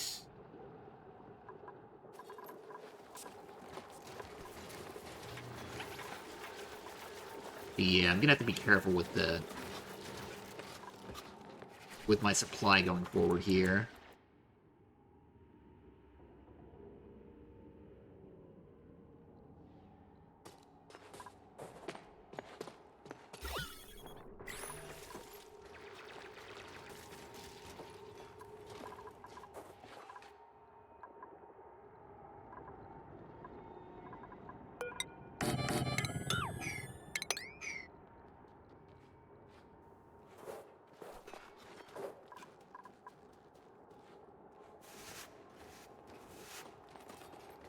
I also intended to get my gopher the cooking skill to actually start making pike apple skewers, and I completely forgot about that. Yeah, Amari, I was supposed to give you grilling. Oh well. I'll need to remember that next time around. Or alternatively, maybe I get a dupe that has interest in cooking, and we'll just use that there. Giving it another plan and then shipping over when needed. Yeah, that's true. That's true, I could do that as well. We just need to get up here, teleport everyone over there over the course of several cycles. 30, or no, 25 cycles in this case, and, like, what do we have over here? Copper... Leechstone... What does it say this planet was? Rusty world with an oily core. So it's a rusty, oily planet. I suppose over there you could use rust as the rusty oxidizers as a source of oxygen.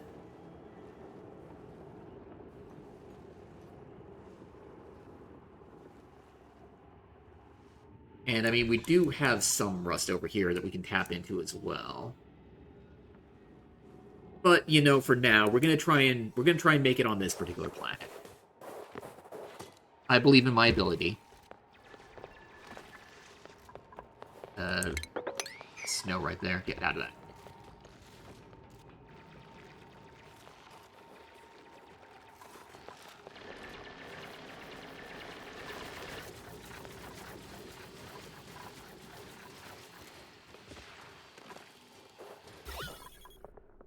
Also, sleetweed over here that I kind of want to tap into, but I don't want to be digging out this way and letting that carbon dioxide kind of settle into the layer down there. But you know what? I think it's ultimately going to be worth it, just to have a little extra sleetweed here. So fine enough, fine enough. I'd not say harvest that. I guess not.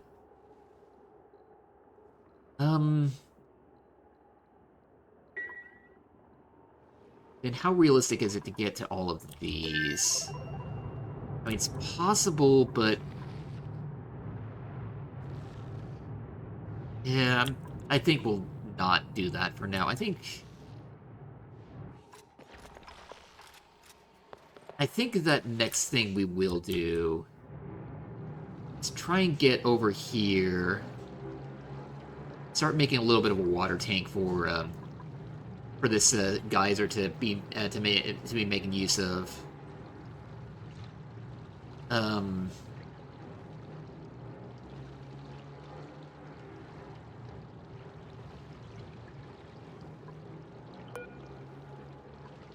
kind of surprised it's not overpressuring here.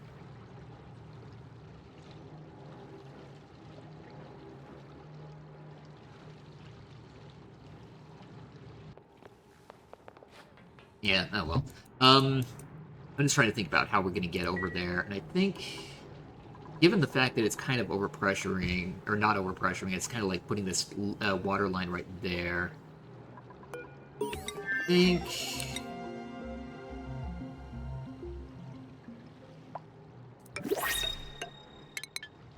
we'll kind of go over this way, but, you know, one second. So printable...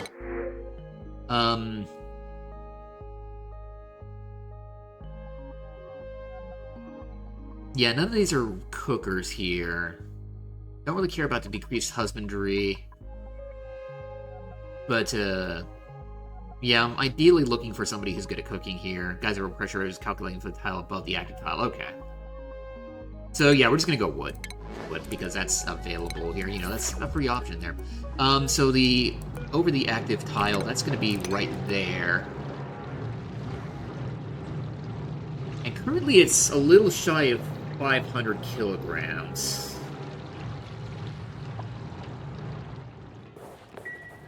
That still feels like...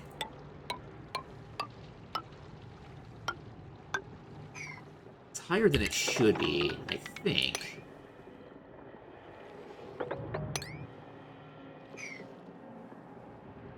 I'm gonna take a look at this. I want to look this up.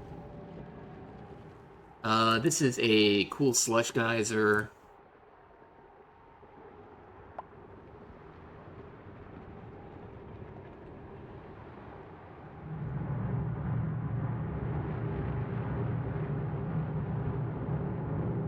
Oh, I guess it is 500.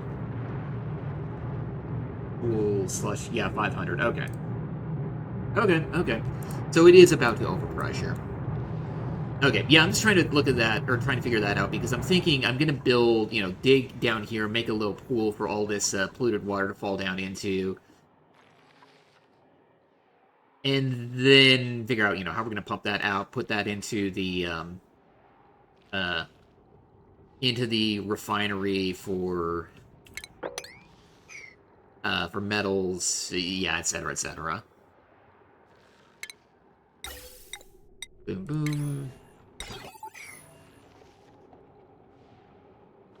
So then...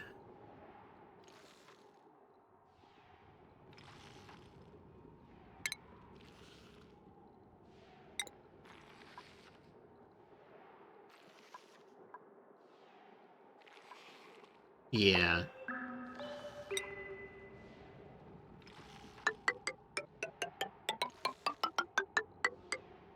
We'll be doing something like this.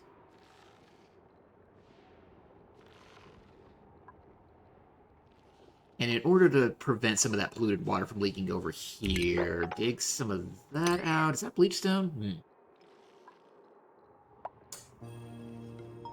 I don't want to dig out that bleach stone. So I don't want to start emitting chlorine into the atmosphere.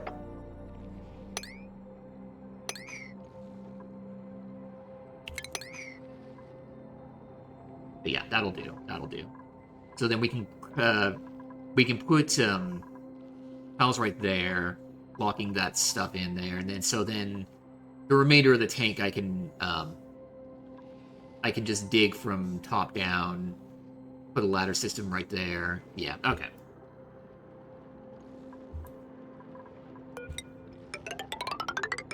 Like that there. We'll throw another ladder right there so we can get over and analyze the cool slush geyser, get a sense of how it's going to emit, etc., etc. And then, yeah, begin figuring out some metals here. So, like, wolframite, have I dug any of that out yet? We have dug out about a little under a ton, which is not a whole lot. I need to be getting more. I may need to do some more fancy digging around this particular biome here. And maybe up in here and actually get into the rest of this sleet wheat very, very carefully. Or alternatively, there's a bunch of iron ore up here, iron ore down here. We can be also getting into that ethanol as well. Iron over here.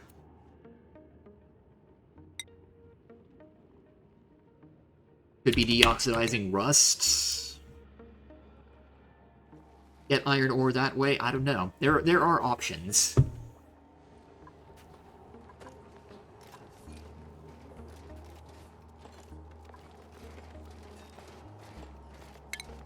I guess technically that's some wolframite here that I can grab.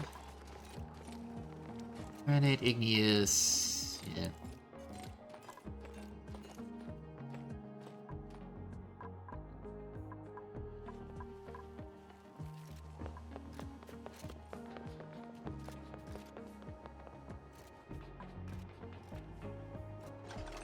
So where's the wolframite down here that I can easily tap into? We got this little bit right here. Got that right there.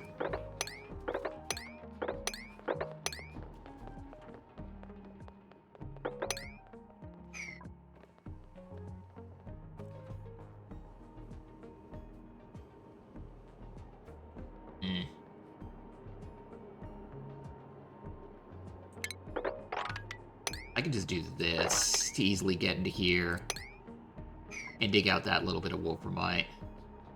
Yeah. Okay, okay. Okay, I like the look of this. So then down in this biome, we got some sedimentary rock, we got a lot of sand, we got brine ice, bleach stone, granite.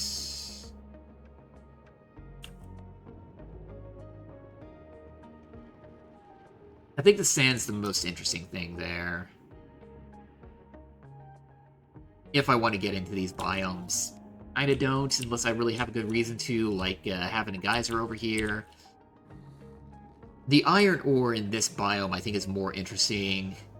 And also the sucrose as well. Because at that point, then we can start kickstart the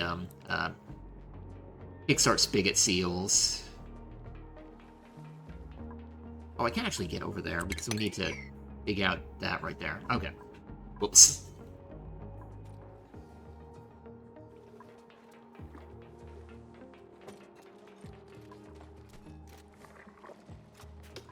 Alright, alright.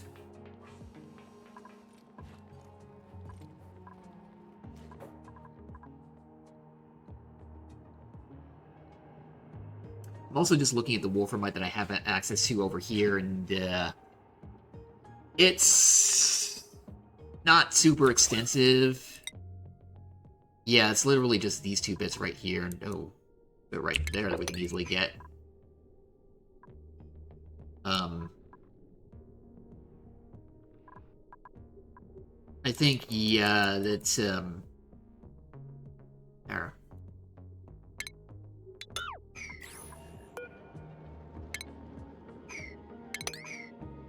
I think I'm better off looking to get the iron, or...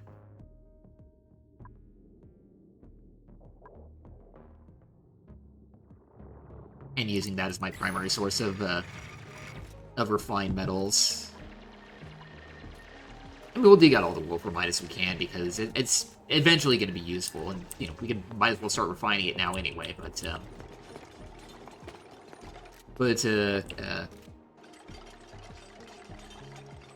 yeah, it'll, iron's going to be the more interesting thing that I can start to make use of, I think. Also, do we have any idea of what all this is down here that's, I don't know. It's a strange biome here that's warm. And I'm sort of wondering if it's warm here. Fluxomatic, you might be right. That does kind of look like the shape of the critter fluxomatic. And maybe it's not a biome, maybe it's just like the critter fluxomatic spawns there, and it starts with a certain temperature, and maybe that's what it is. So also, you know, taking a look at over here, and like warm biome over here, but it could just be the heat from the magma seeping into the abyssalite and other surrounding things there. It's really, really slowly. I don't know. I don't know. Anyway, ad is about to come in about 4.5 minutes, so it's going to be break time here pretty soon. Fair warning. You know, when that happens, we'll just be watching random construction going on, and dupes running around doing things, whatever. Curing floxes, eating food here, elderly.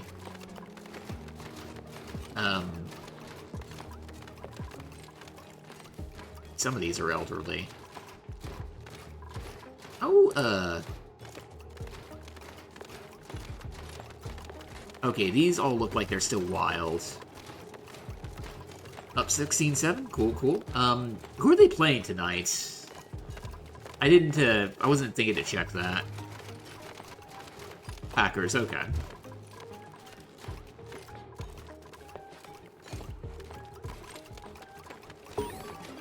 Alright, research is complete there, so we now have the ability to do Atmos suits. And at this point, I'm not super interested in anything else, really. So at this point, I'm just going to be kind of going down the tree and just kind of grabbing as much research as I can from what's available here. 2 hours from Pittsburgh. So, I mean, they're kind of your home team there. I say that like living in Texas, I have a weird relationship to like what's like technically nearby or what's not nearby, because the big state, and you know, it's like if I want to like the way I'm thinking about it, it's like by way of comparison, like New England or just East Coast states, really just in general. When I hear people talk about you know, like, I don't know, like say living in I don't know, Massachusetts and commuting to New York City or whatever, I don't know what it is. It seems like this is wholly unrealistic to me. I don't get how you can do this, but that's because I'm thinking about the distance from where I live to New Mexico or Oklahoma or something like that, and that's a long, long distance there. It's definitely not the same over there on your side, where you're at there. So yeah, it has to be 2 from Pittsburgh, 4 from Philly. Okay, yeah. So yeah, they're your closest one there. But yeah, again, I just don't really have a good sense of distances, because I'm just used to like one state over being a long, long ways away.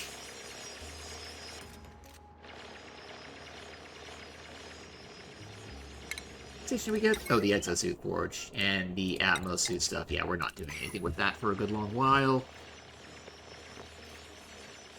Because we've got all of this that we're still digging up and doing things with.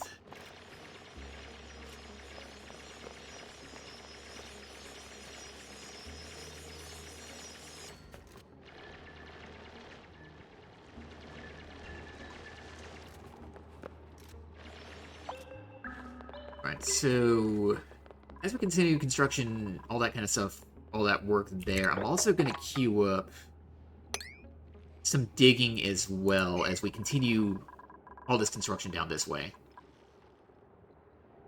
Let all that polluted water go, everyone. Yeah, there it is, overpressure there. But yeah, just setting things up here to proceed while I'm gone on my break here, because yeah, as about to begin, you can harvest these guys here. Yeah.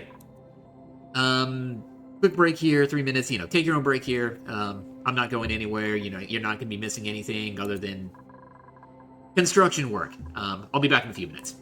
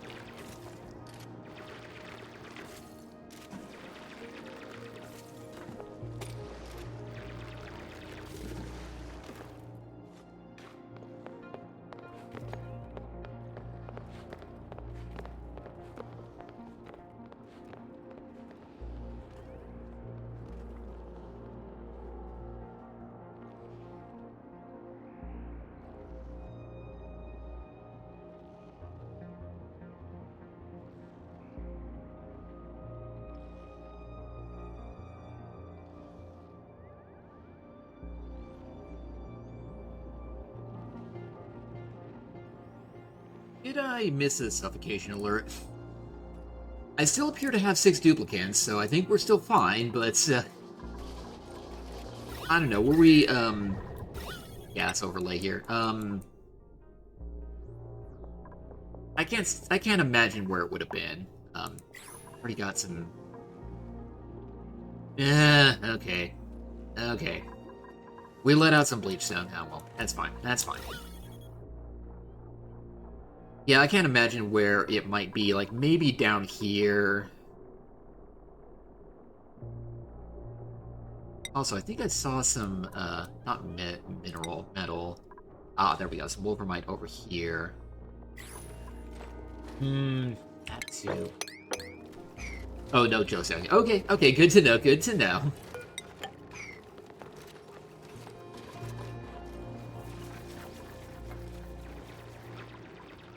Ooh, we got, well, a saltwater geyser over here, which is not as ideal, because that is going to be rather hot. Um, and that is active, so that's going to be dumping a good bit of heat in the atmosphere here. A bit of chlorine, although we'll kick the bleach stone out. Yeah, like, I think at this point, I don't really care too much if we get chlorine in the atmosphere. It's like, you know, one little tile right there, it's fine. And, like, what do we got? The, bleach stone is 24.9 kilo. Yeah, like, it's going to be settling towards the bottom of my base anyway. It's not going to be, not really going to be getting in the way of anything. I'm fine with it. It's just now one extra gas that I need to worry about. Cross over and seal the heart. Yeah, I might have to do that.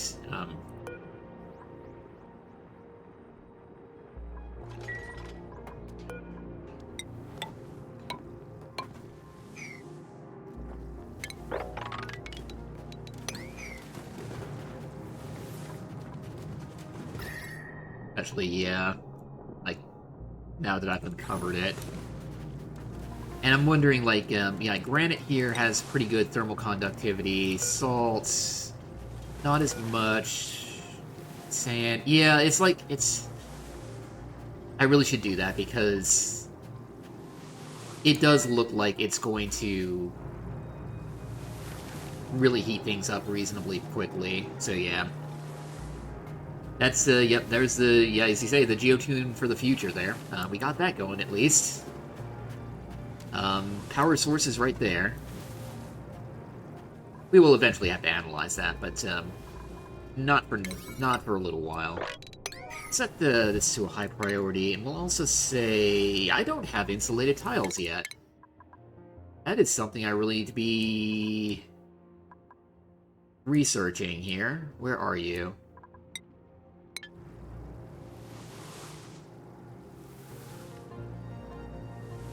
This series a twisted version of the fixed saltwater geyser shape where it looks exactly the same. Oh, that's good to know. Starting a new job tomorrow, Corbs? Nice, congratulations. And good luck with that.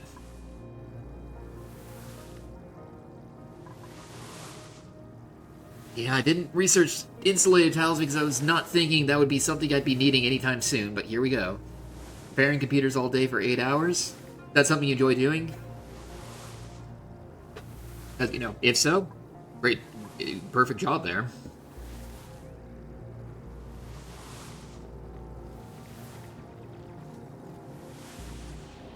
How long will it take to get this? 7, yeah, it's not that bad. Information Technology Associate's degree, so it's within your field there, yeah. So cool. We got over here... This looks like a regular gravitas building.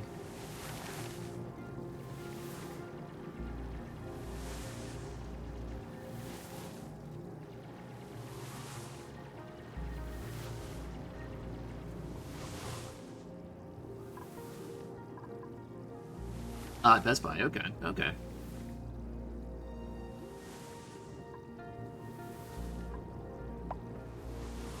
Delivered one arcade. Oh, there it is, yeah. Okay, so there is terrestrial artifact number 1 over there.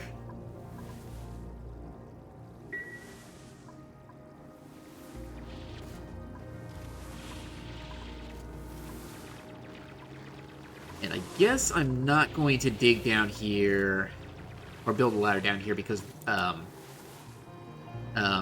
I want to have insulated tiles queued up, ready to go. Brick this in, and we gotta research that still. Whoops. So yeah, I guess in the meantime, continue work on creating this pool for the guys who are down here. Yeah, we do have Best Buys here. They're pretty countrywide. Like, I think, I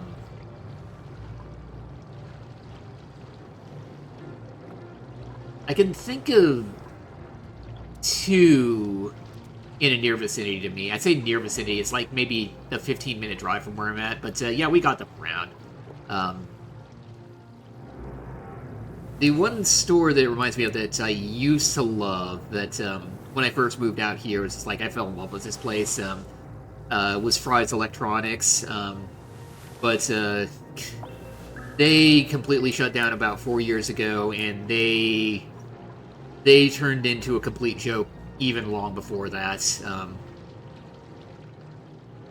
It was an amazing place when it was a good thing, but at some point, you know, once I went in there and I noticed they were starting to sell men's cologne in the place where they used to have the video games stocked, I thought, yeah, this is they've kind of lost their way in the world here. Whereas, as far as I know, Best Buy still hasn't been, you know, they have not been selling cologne yet. Answer phone calls sometimes. Yeah, I can understand that. I think the thing, like, you know, when I was younger, that would be the sort of thing that says, like, please keep me away from this. I don't want to be doing anything like that ever again. Or I say ever again, ever really in my life here. I think I would say with age, it's the kind of thing that I don't want to say I've gotten used to it, but it's the kind of thing that I've become more and more okay with. Just talking to people, working with them, trying to help them solve their problems in general.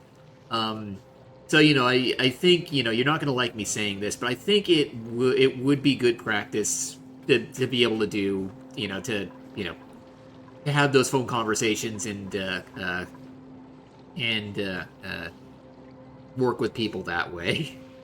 And, you know, like, I know you, like, if I told my younger self that, he would have thought I was insane, but, yeah, I think so there. I work the Domino's delivery wire. Yeah, that's, I think you probably should get used to it. And, yeah, it's ultimately going to be a good thing to be able to get that practice and, you know, getting those social skills there.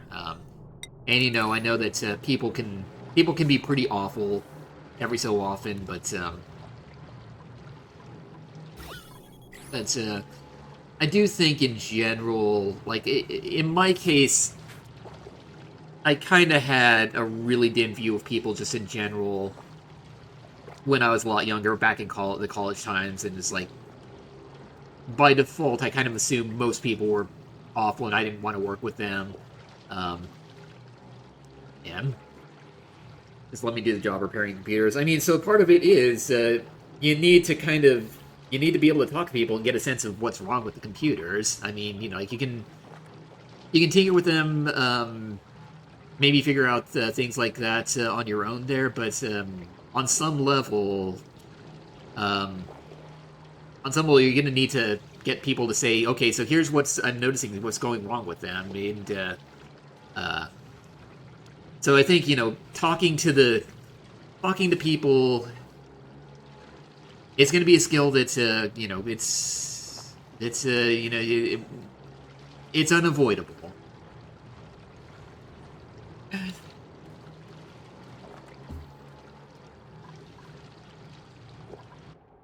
Alright, so where are we at with everybody? Oh, we got skill point.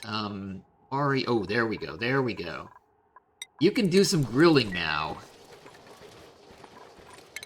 And because of that, we're going to say a little higher priority for cooking. Let's just get life support as well here. We can start turning that pike apple into pike apple skewers, which is going to turn the pike apple from a poor quality, or like an awful quality, into a poor quality, which is a step up here. So that'll be one little bonus there.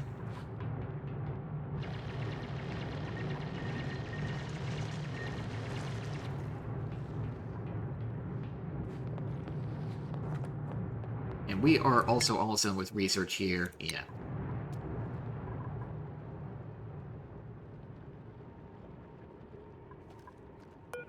also going to extend this down a little bit lower.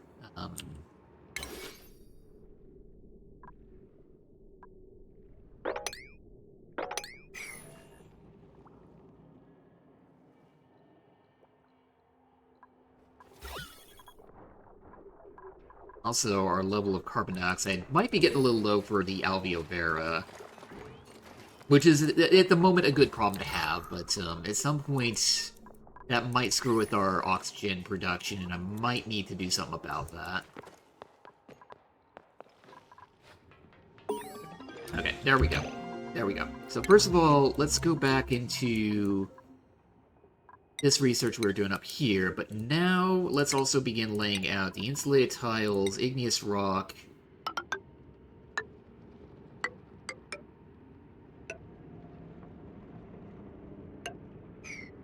That's...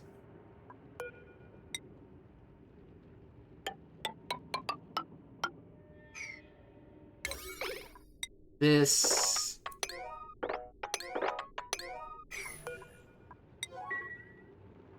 And now this is our priority, getting over here to brick this in.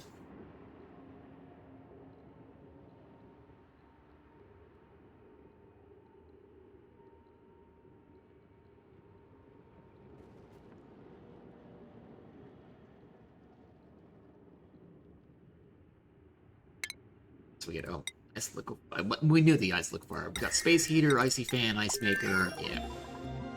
Okay, research that little bit done as well. Alright, and I guess plastic manufacturing, yeah, we got the sugar engine, small oxidizer tank, yeah.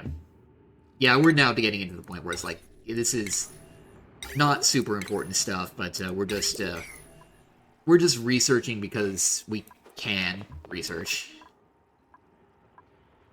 Speaking of research, also just analyze this geyser and kind of get a sense of just what, you know, how good it is. How much polluted water we're going to be getting out of this every so often.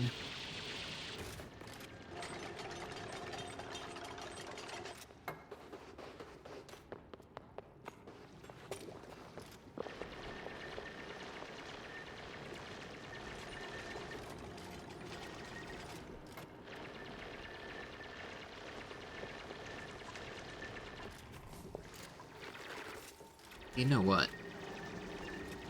I don't know why I haven't said, you know, get down here, get access to everything here. I say, yeah, enable harvest, yeah.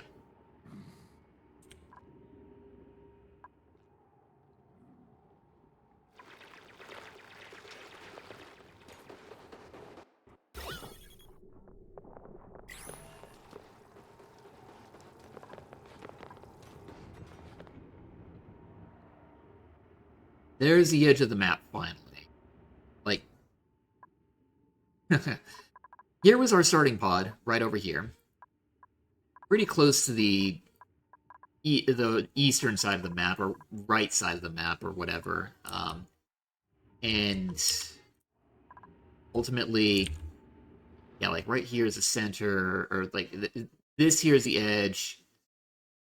Yeah, we were pretty far off the edge, or pretty far off of the center there.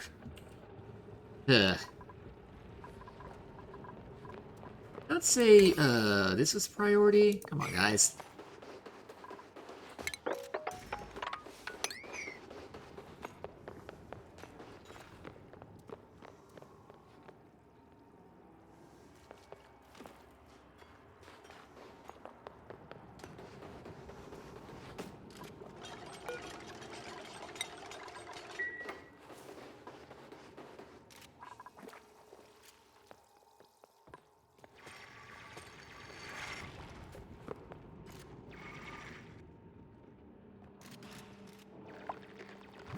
Alright, printable, what do we got here? You know, I'm realizing that if I were to be looking at a duplicant that was going to be the cook, normally I'd be looking at the traits, looking for the increased cooking ability there, but I completely forgot about the fact that it gives a decreased food morale bonus as well, so I don't want that. So maybe maybe I don't want to be looking for that for, our ultimate cook here. Maybe what I want to be looking for is someone who has interest in cooking, just getting that cooking skill initially ready to begin with here. But it doesn't really matter. Any of these three duplicants, they don't have those, and I don't really like their negative traits, so we're just going to be going algae here.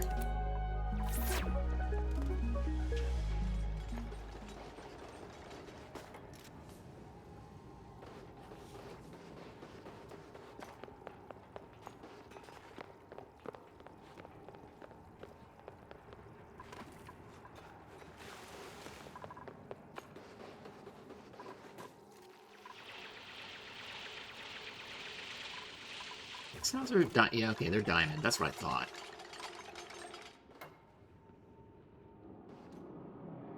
Ooh, and some ethanol down here too. Well, as this ethanol we got here. I'm wondering if we got some ethanol up around here that we can tap into as well.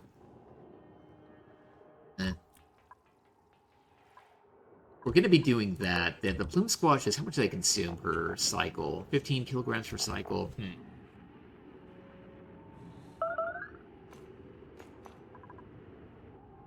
I also need to start thinking about some math for the mammoths here. So they eat...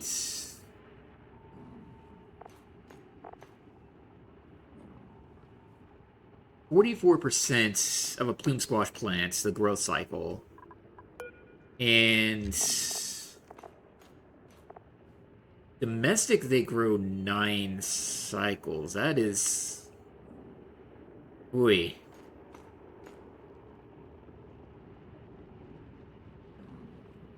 gonna need a lot of plume squashes for these guys here, it seems. Where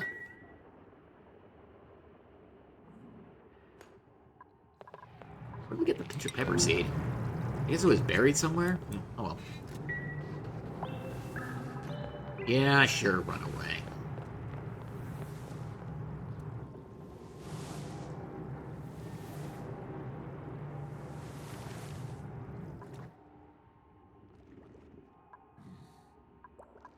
Okay, but yeah, really,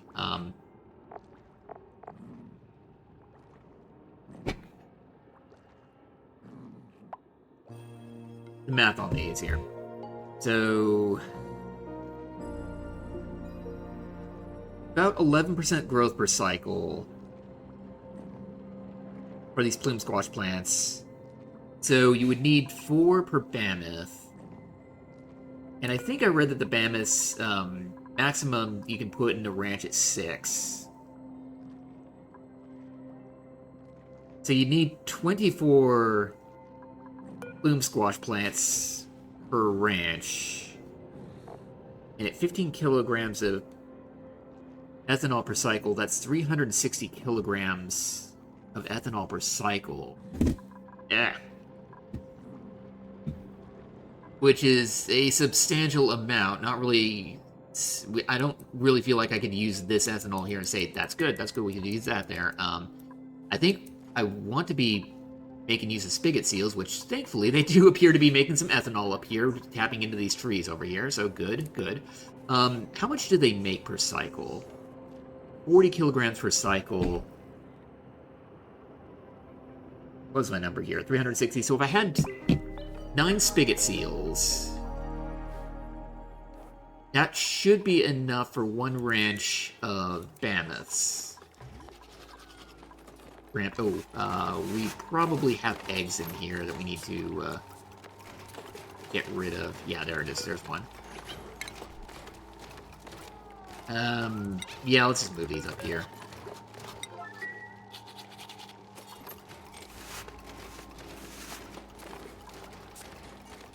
And ideally what I'd be doing is putting a critter sensor in here. You know, can I do that?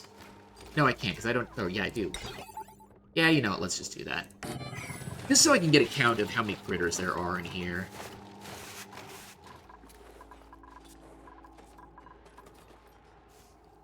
Because I can't automate the sweeping of the eggs out of here just yet.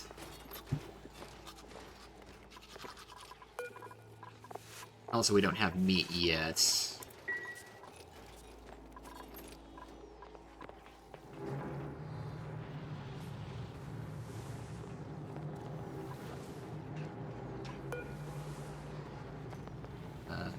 construction dig down here? Why are you not getting over here and doing this one? Like, swear. Priority 6, that should be, you know, higher priority as opposed to all of this down here, but you're going over here.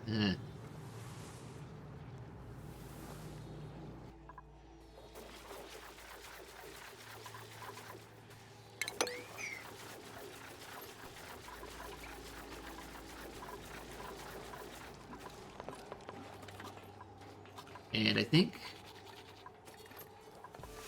these floxes look like they're all tamed here, so good, good, good. Cool. Healers suck? Okay, I gotta be curious here. I'm curious here. I'm gonna be keeping up the box scores here. So 16-14 now. Packers have the ball.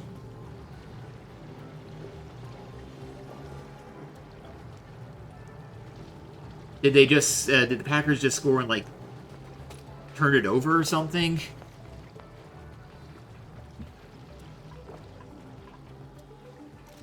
Ooh. Okay. Alright. Alright, now we're over here being able to... They scored, okay. Okay.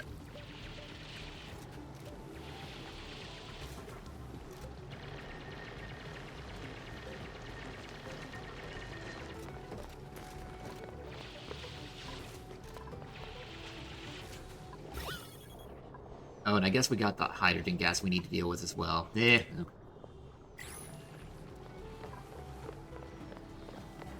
That's why I guess we're having issues here.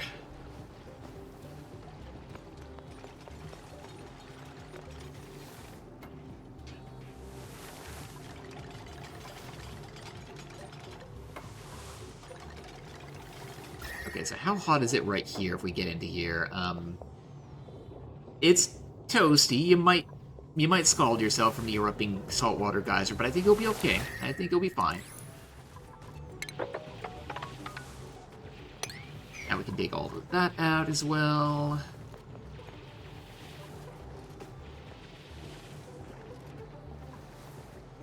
Okay.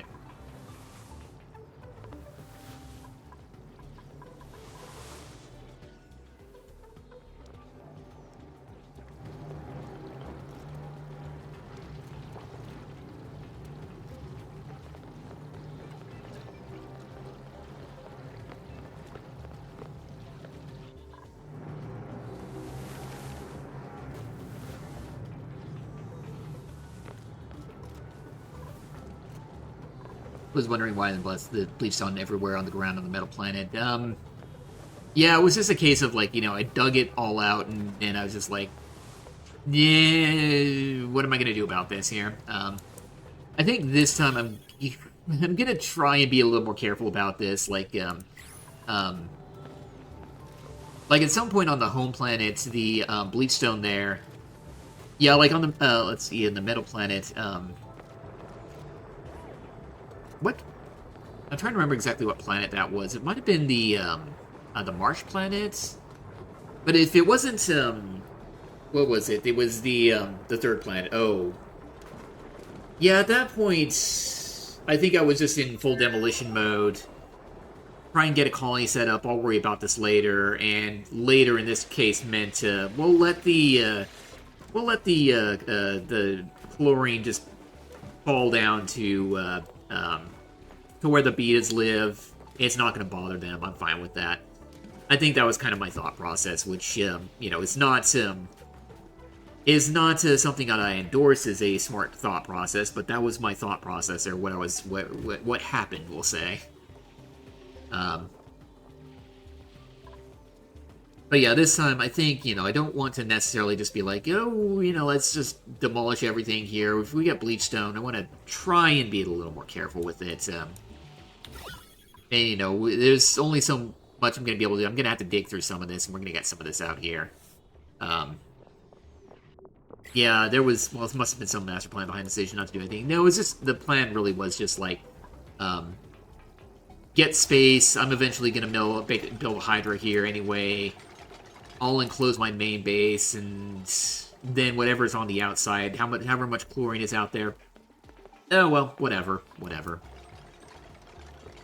That's really the thought process. It was not necessarily smart. Okay. So, this is all going here. I suppose I can do that as well.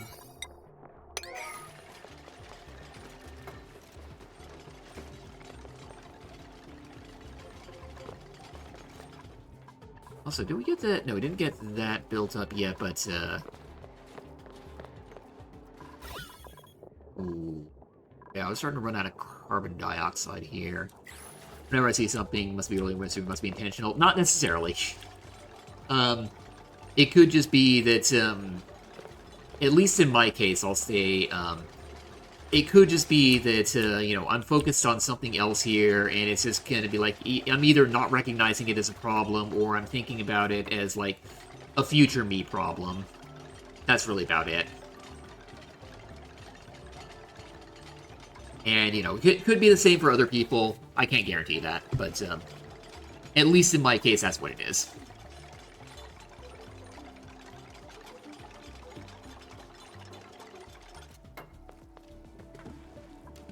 Right.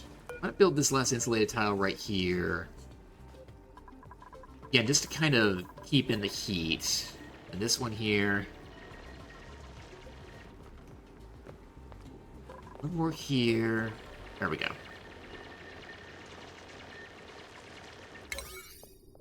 So priority 6.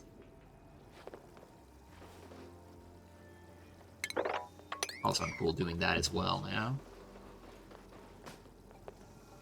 Oh, and we got our analysis of the cool salt sludge geyser. This is 1.2 kilograms per second, average output lifetime here. Next dormancy in about 56 cycles. Yeah, that looks good there.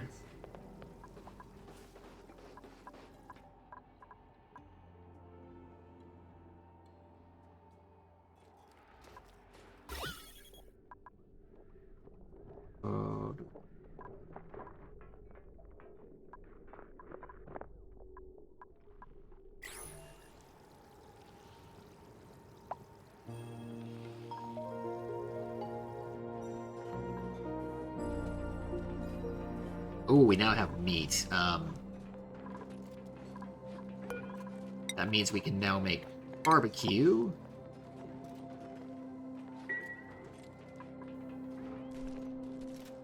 And then it also means we can wrangle this phlox over here. Got another phlox egg. Hold on. This needs to be moved out as well. Manually again. I'm wondering, is this the game here that you're talking about, Corbs? See, the Steelers have the ball again. And Green Bay didn't score. Fumble, he spiked the ball, me. Oh, okay, okay.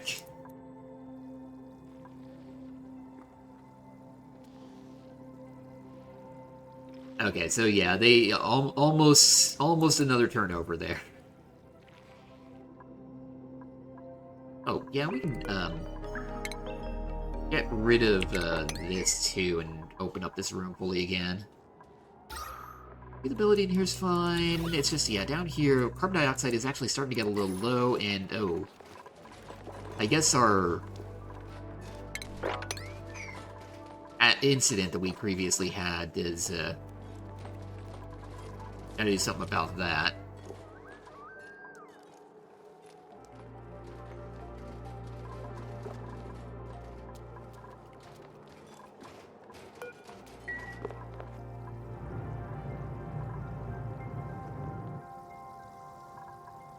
You're getting over here to construct that, I assume? Yeah, okay. So then finally, once this is done, we can construct these. And that has a high priority again here because geyser is still erupting. What are you grabbing? Okay. Igneous rock over here. Like, gets emotional when his teammates screws up. Eh. I mean, you know, they're at the pro levels there. I can kind of understand it.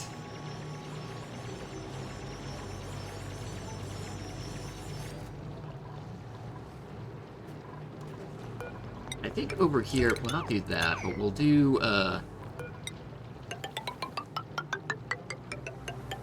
tank like that. Actually, no, let's not do it right there. Rather about right here.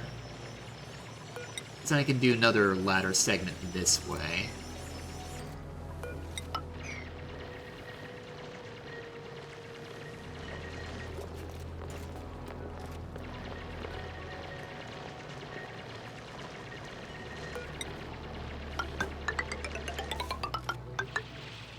And if I keep doing ladders this way, or like we can get into here, we're not going to have any polluted water leakage into here at least. Yeah. Fourth field goal attempt. Looks like it was good based on what I'm seeing here. They scored 3 more points there. It looks like, or at least they had 3 more points compared to what I was expecting there.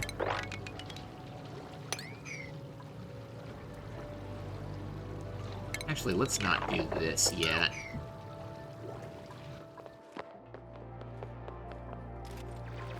Alright, now we're digging all that out.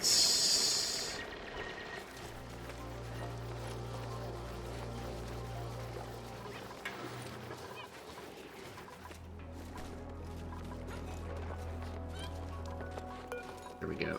So... let's say above 7... Actually, it doesn't really matter, because I'm not hooking this up to any indicators or anything right there. I'm just looking at this current count right here. Kicker is the best player on the team. And, you know, take it. You know, if you can get these extra point or these field goals, extra points there, they can add up. Skill points. What are we giving you, Harold? I guess we're getting you eventually into data analysis researching for the virtual planetarium usage. Astronomy we're eventually going to make use of. So, yeah, grab that. It's not going to give you any use just yet, but eventually.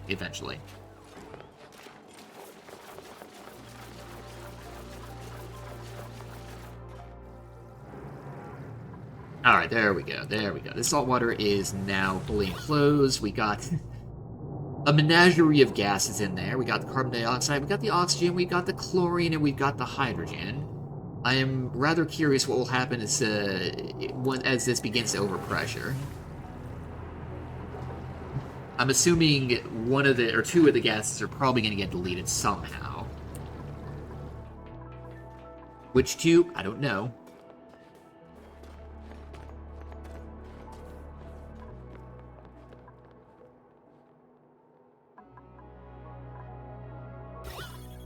Not what I wanted to see here. I'm just looking at this, trying to get a sense of what I can dig out now. The oxalate. I think we can get rid of you, get you out, get you.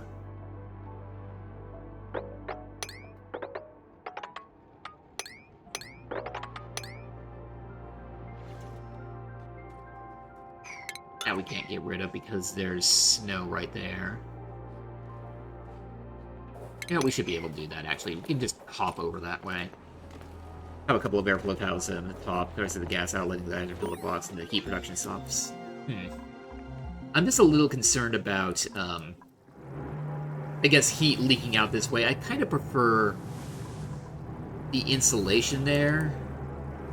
But, you know, whatever, like, if I'm losing gas in here, I don't really care all that much. It's not that big of a deal.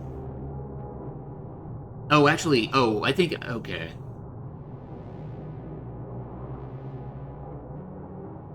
So the way I'm interpreting this, what I could do is put some airflow tiles there, let it push the gases out, and then once it's all salt water in here, then I could just replace it again with insulated tiles there.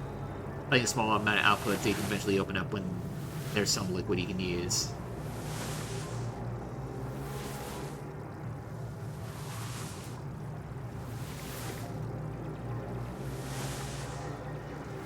I'm thinking through this. Is that something that I care too much about? I mean, it is... We are getting salt water in there. I think I'm okay just leaving that as it is for now.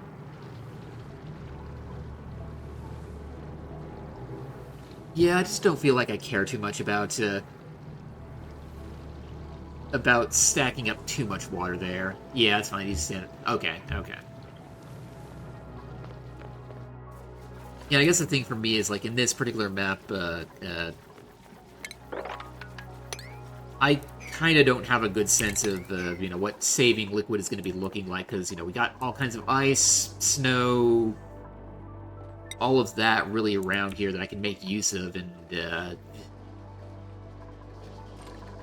I don't know, I feel like I'm not going to be hurting for water for a good long while, really, but, I don't know, that also feels like could be a dangerous assumption. Want it blocked, but I try and get as much as I can without it being blocked. Okay, yeah.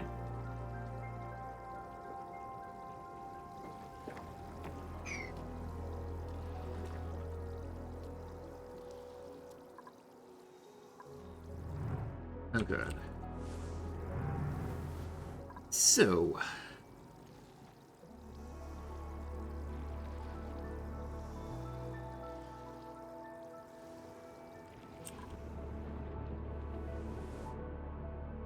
Now trying to think... The setup for a metal refinery... Thinking maybe put another, or like have another pool right over here, so like, I have the metal refinery right here, pumping up liquid from down here, do our refining here, and then dump it immediately down below, and eventually make use of that water somehow, eventually, I don't know.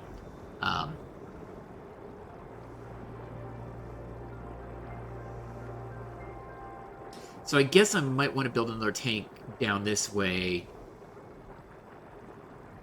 but at the same time, like, I'm looking at this brine over here, all this other water. Maybe I kind of wanted to dig a little below and, like, kind of let a lot of this water leak down further this way, maybe? I don't know. I don't know. Using as much water as I can to have the tiles block the mold, or... You do it running low in water previous mount. Okay, yeah. Like, I'm not really thinking about... Well, yeah. I'm thinking in terms of, like, a normal run on a non-Frosty planet. Yeah, usually I am sort of... trying to play it careful with the water initially, early on. And then, you know, eventually I find, like, cool steam vents or other geysers that I can tap into and get the water out of, and then just start slapping that, slapping a handler on those, getting infinite storage set up, and then let them run for a good long while, and collect water that way. That would be the kind of thing I'd be inclined to do, although, like, maybe with the hot water stuff here, like the regular saltwater geyser there, I'd be more inclined to just brick that up like that. I don't know. No. Well, Slush, we need to run into a refinery first or put in tempedizer. Yeah, yeah. Yeah, like, I'm not tempedizing this. I am going to be refining it. Definitely. Yeah, it's like I'm also just, like, thinking outside of the ice liquefier, I'm not really getting much in the way of actual liquids for now. Just because it's way too cold here. It is it's a future problem, really. Oh, we can also get rid of this vending machine. I forgot about that.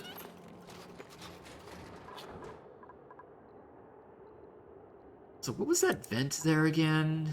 It was something he wasn't too interested in, but... Carbon dioxide geyser. But it's the one that's, spits out liquid carbon dioxide. I might want to get into that there, because that could actually be useful for the alveoveras down there. one of those buildings never built. It was never. Yeah, I get that. For cold, yeah, it's in these instances where it's cold. That's where you might want to make use of it, but cold is the sort of thing that you typically don't really need to care too much about for the most part on normal playthroughs.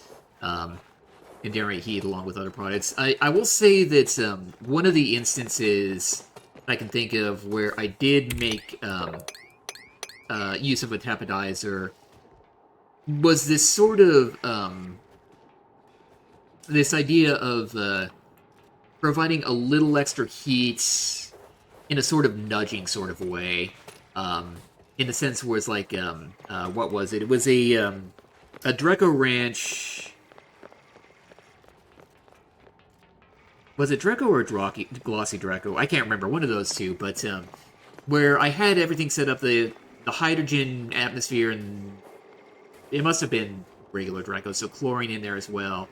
And it was just a little too cold in there. So I set up a tapidizer in some water, ran some radiant piping through that into the ranch itself to just kind of like nudge the heat up a little bit. And that worked, but it was also the kind of like the sort of thing that was like a one-time thing. Like once I had that set up and got the temperature up to where I wanted it to be, didn't really need any more heat that way. But I do think there might be instances where if you do have something that you need to heat up a bit for whatever reason, tepidizers are kind of the way to go there. Trying to flash spare water of the iron volcano into steam. That could be something there. Yeah, yeah.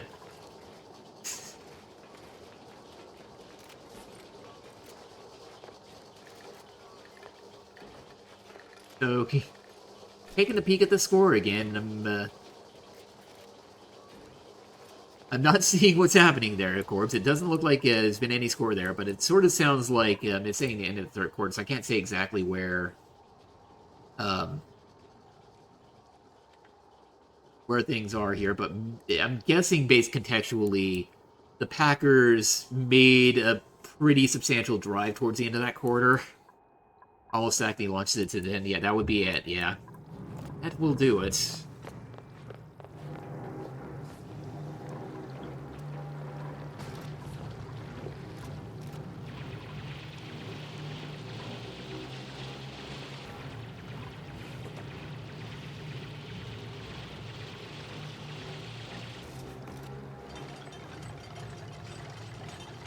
Okay,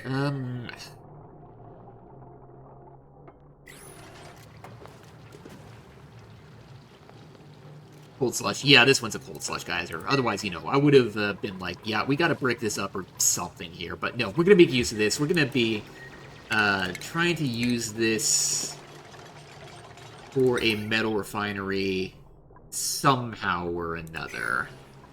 I need to be figuring out power for this as well. I also need to get a lot of metal ore as well. Like, we got Wolframite. Actually, that's a lot more than I was expecting. 11.3 tons. Okay. Okay.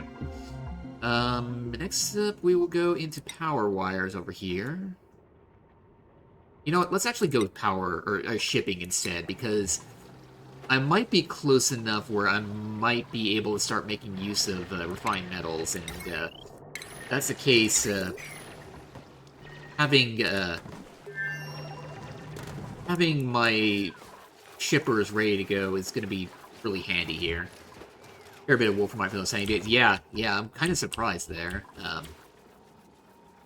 Yeah, I'll take it, but I wasn't expecting that. So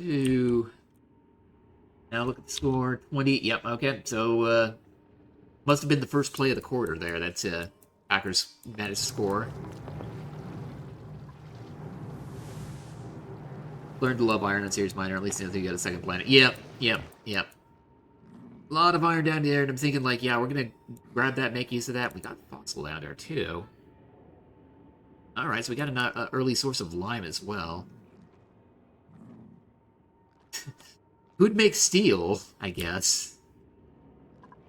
A little bit, at least. But yeah, there, we got some up here. I don't know how far up this biome extends. Maybe not a whole lot here, because I'm seeing the abyssal light kind of pushing its way up that way. Yeah. Whatever, though.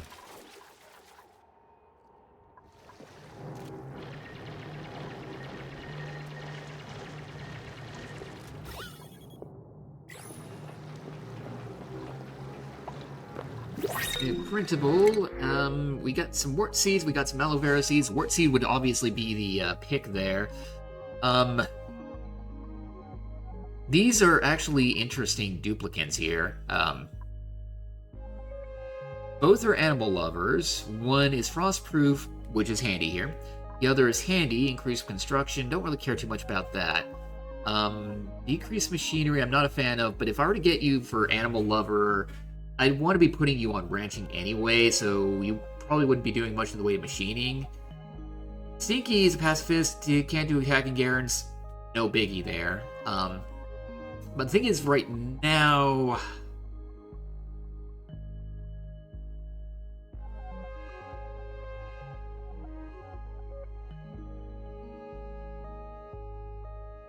Is it going to be worth it to get another rancher?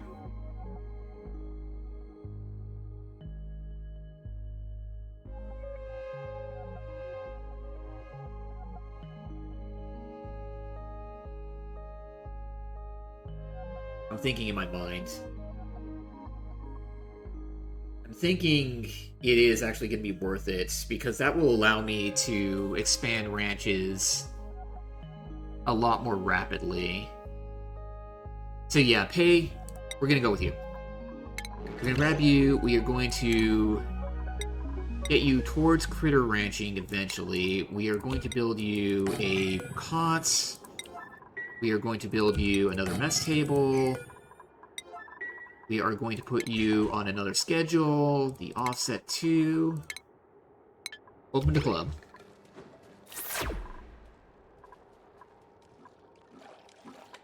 Or, yeah, strength, athletics, that too, yeah. And frostproof, yeah, frostproof also is really great there. I think ultimately, yeah, it was... She is ultimately a good pick there, and I've got the food to spare. I'm making enough that I don't think I'm going to be running out of food anytime soon here. And, you know, worst case, I could keep expanding here. I think, yeah, pay was ultimately just worth it all around here. She's really good.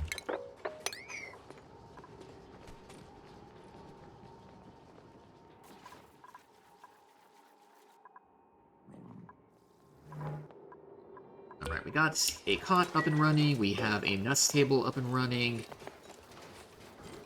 Yep, you're looking good here. Did I set the priorities for you correctly? Pay, you are going to be ranching primarily. And I guess farming is a secondary. That's harvestable. Okay. Okay.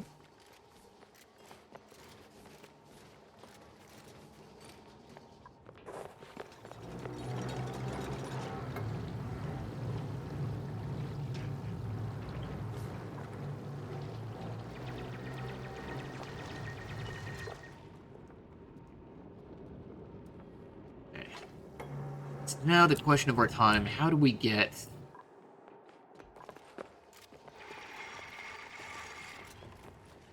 How do we get words here? 1,200 kilowatts of power.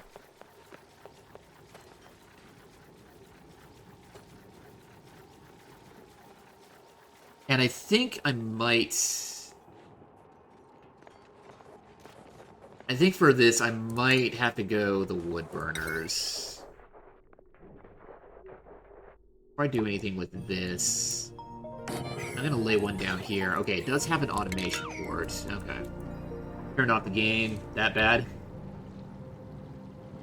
22, 22, 19. Steelers still have it. I mean, you know, it's still almost full quarter here.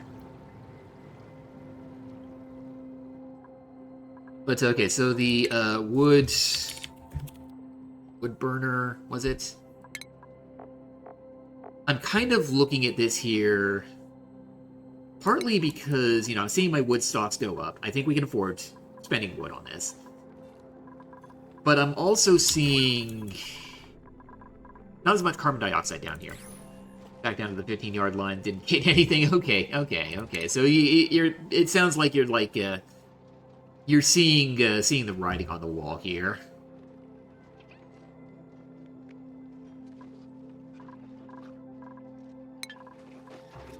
Okay, so I think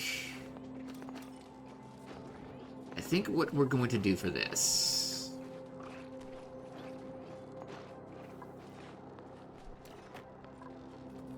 I think I will put some wood burners up here. Ah, that's okay. So if you stop watching, okay, I see what we're doing there. I'm gonna do wood burners down here. How am I going to do this?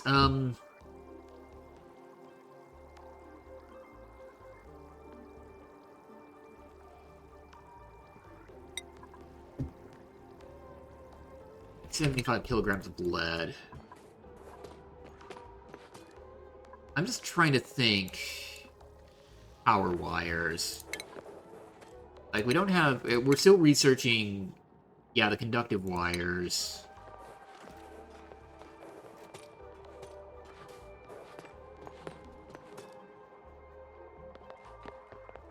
No, I'll use conductive wires. Okay. So the thought here is I'm going to be putting some wood burners up here. Smart battery. We do have smart batteries, right? Yeah, we can make that out of lead. Whatever.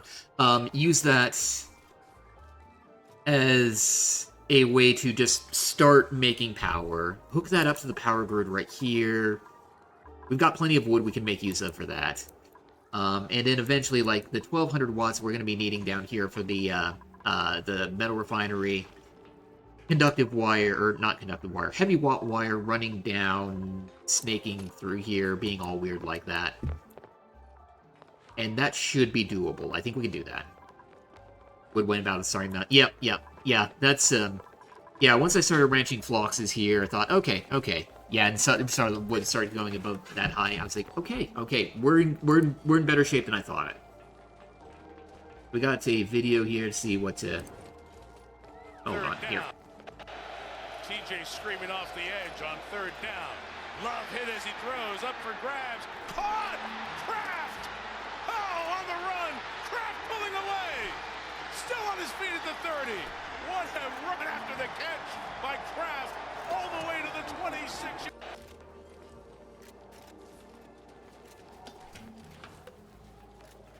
How was that a play?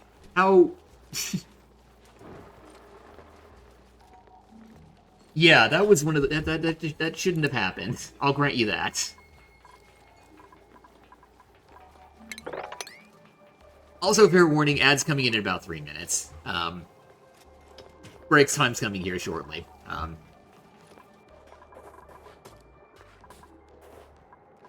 Okay, so... Yeah, we're building the tank over here, whatever. Get all that built. I don't care. And then what we'll do is ladders over here. I think what I should probably do... Let's dig all of this out. Let's get some new research going. I wasn't Oh, I was researching... Yeah, here we go.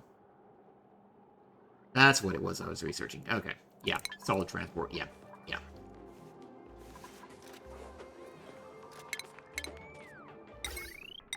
Alright, then we'll clear all that. Oh, we didn't even have power trans... Yeah, we need a power transformer. Wattage sensor. Okay. Alright, so yeah, we're just gonna dig all this out, kind of clear out this area. Maybe down here as well, because we've got some phosphorites. Do we have any plants here? We do not really, so... That's stuff we can dig out as well.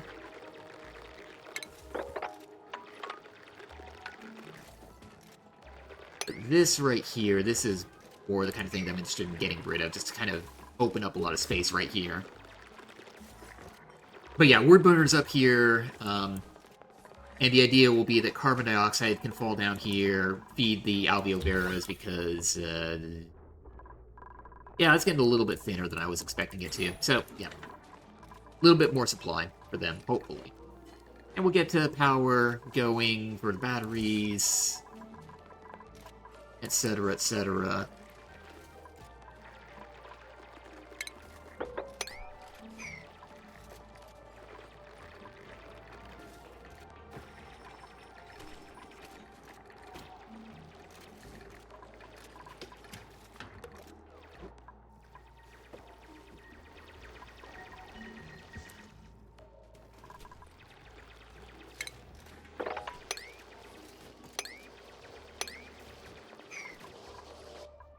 Bigs there, and for when I'm gone, we'll queue up these bigs as well. Yeah, not a lot else interesting that I can really be digging up right now. Yep, all this looks good. Okay, so I'm gonna pause this here. Let all this run, and I will be back after the ads. See you in a bit.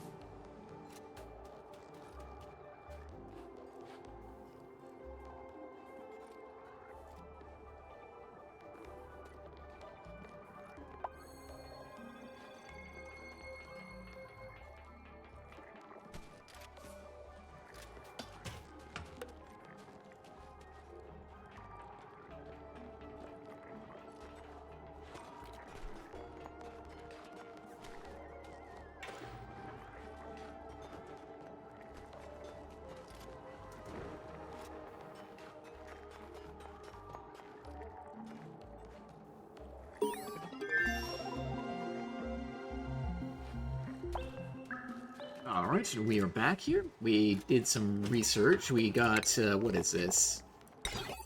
Some smarts, yeah, the shipping. Auto sweeper. Okay, okay. Check the score. yeah. I think, yeah, you might have made the right call to give up on the game here. Okay, so, I think what we're gonna do here... Let's see. We'll throw tiles right here. Build ladders up this way.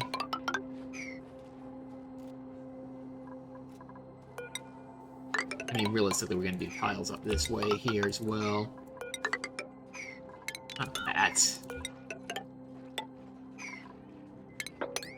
Dig out some of that there for additional material, whatever.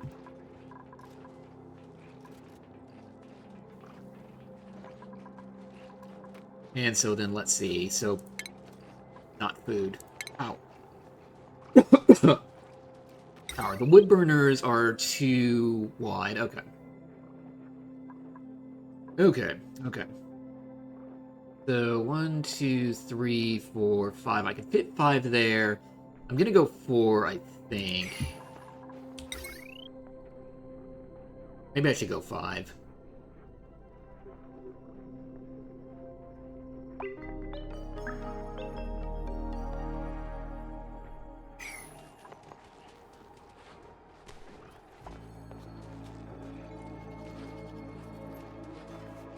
Okay, so what I'm thinking here, that I need to figure out here, is power transformer here that will feed power to stuff in the base.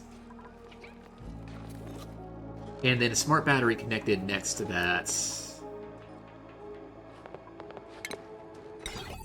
Along with automation wire. Uh-oh. We got eggs in here.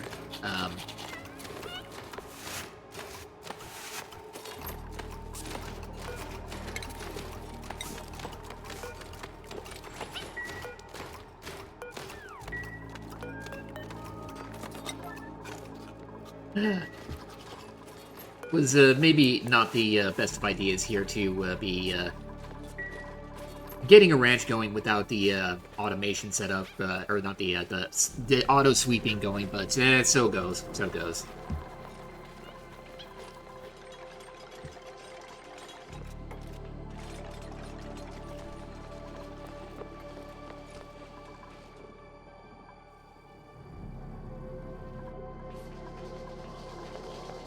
Okay, so what I'm thinking here is there will be a transformer right here, small transformer, yeah, hooking up to power the rest of the base here.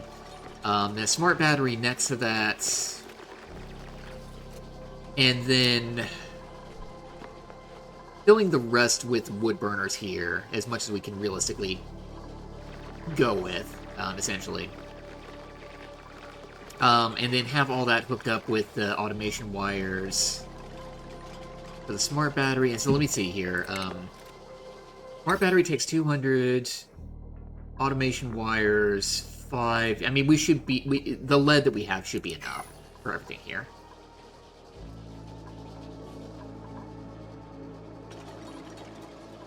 And hopefully, hopefully the amount of power we're actually generating here shouldn't cause the battery to overheat. I think we should be fine with our temperatures right here.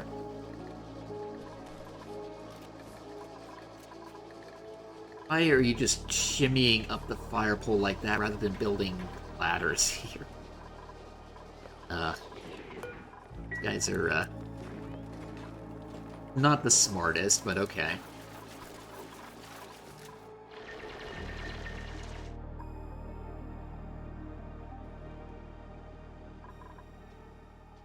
That's a little bit of phosphorite I can tap into as well. Why didn't get that? Some over here. I'm just looking at phosphorite being like, I should probably be grabbing whatever I can here, digging that out, just having that available for my pike apples. Up in the blueprint? Okay, you're saying building? I'm taking a look here at what, there's actually 2, I will warn you. If anybody else has any guesses as to what that might be, I will take them right now. Give it about a minute, though. Fluid ice. Is there, yeah, there is. Okay, a plant right there. There was a reason I was not there. Don't need that much PO.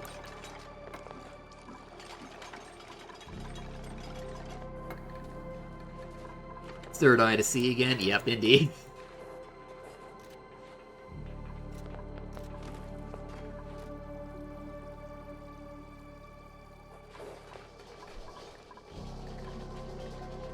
Alright.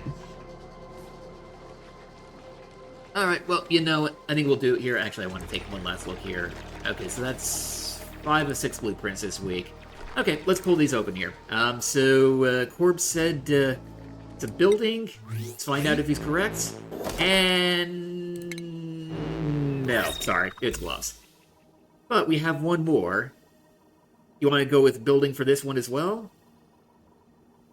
Or do you want to guess something else this time? Let's see what this is here. Actually, while we're doing that,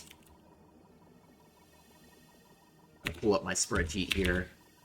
Why am I doing this here? I can just do this and have that here. So I can just load this up and see if I actually have these. And so it's a wildberry ammo gloves here. Okay, so building again. Let's see here. And no, gloves again. So blueberry glovelets and wildberry gloves. I think they might be new to me.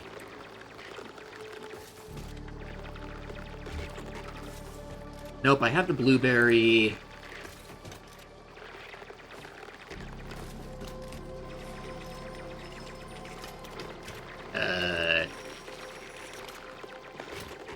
Oh, they're Atmo gloves. That's why.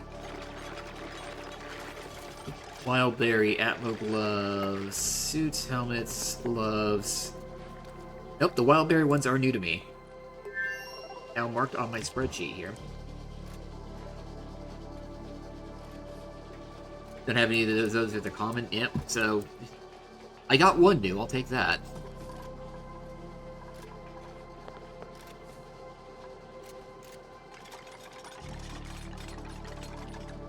Alright, so we got all this laid out for, thing we're doing here.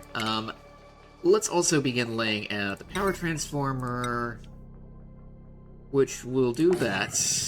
And then a smart battery right there. A wood burner just for now, so I can see where the automation wire is going to be. Right there. Okay. We can do that.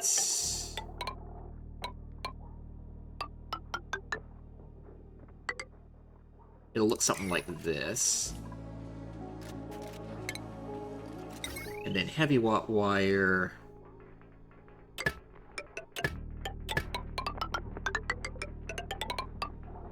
Not the cleanest setups here, but that'll do.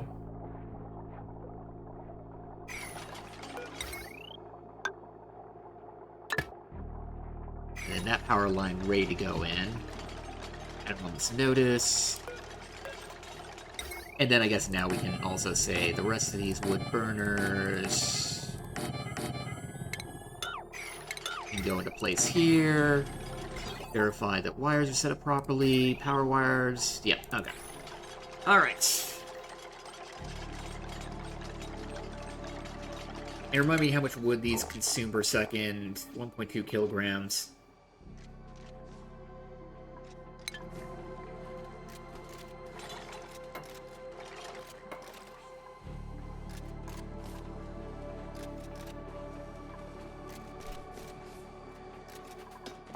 We still seem to be fine on wood here, so I think I'm not worried here. I think we just get this going here. What's the heat generation is kind of high, 9 kilo DTUs. Carbon dioxide is also going to be hot here, 110 degrees. It's not great, but maybe not super concerning because, the thermal conductivity of it is really, really low. I guess the possible concern I have here would be when the Alveo Vera eats the carbon dioxide, does it take the temperature of the carbon dioxide, or take the heat of the carbon dioxide and apply it to itself there? Because that could turn out to be a bit of an issue. Maybe.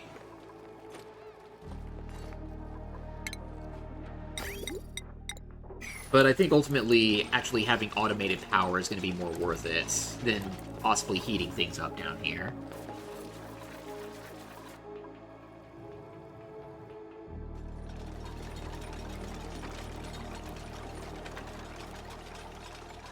Hold on. Don't be filling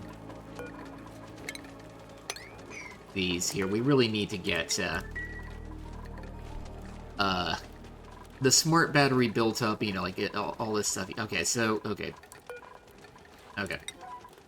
Lower priority on the wood burners here. Let's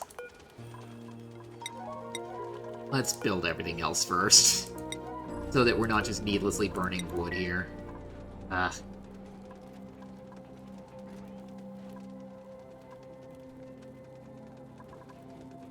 Okay.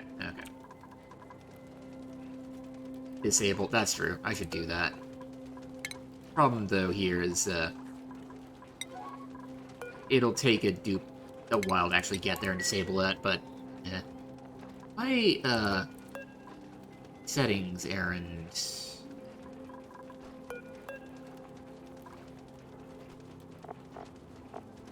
Status, that's why. Settings errand will be... Okay, there we go. Doesn't know about the CO2. Okay. Hopefully that's the case, because, you know, it's like... That would be just a good way to get rid of the heat. And one less thing to worry about.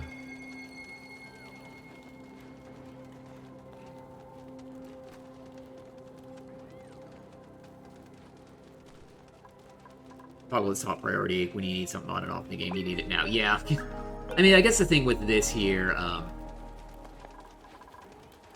you know, and we'll actually set this down to 0% for now. Hopefully not get a little more wood delivered. In this case, you know, we're burning some wood, we're losing out, we're losing out on some power there.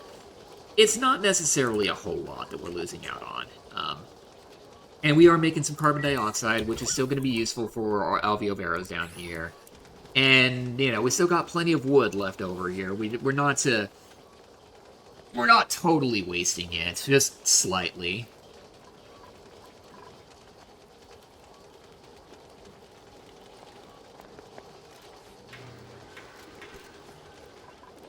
Oh yeah, priorities here, toggling, that's what we're looking at here. That's... yeah, okay. Actually say that right there. Yeah, because Amari here, he is going to be our... Yeah, our gopher here, so he's going to be the one going around doing things there. Socks, was that your printable there? Oh, that's corpse. Sorry, I missed that. I am going to say... You know, I'm going to say wallpaper. That's my guess.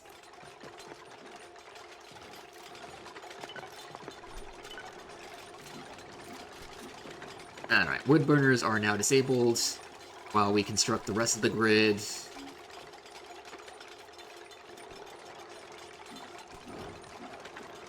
That sock says now I have the entire sock selection randomly dropping. I will allow that there. The achievement earned. What is this one here? Automated building. I see. Okay, so the automation here, we'll say the high threshold's 90... 30, I guess? I don't know.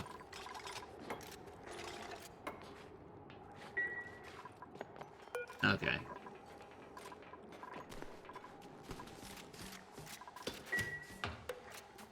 They keep dropping because they have the whole collection. Yeah.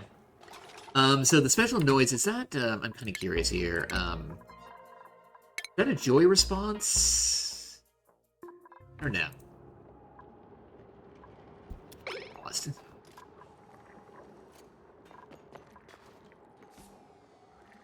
No, it means decent quality. Okay. That's right. Yeah, the sound of the that you get from the drop itself. Okay. Misinterpreted that, sorry. Got a painting. Ooh, that's nice, that's nice. Uh-oh, we are cramping in here. I see the egg. Get that out of here ASAP.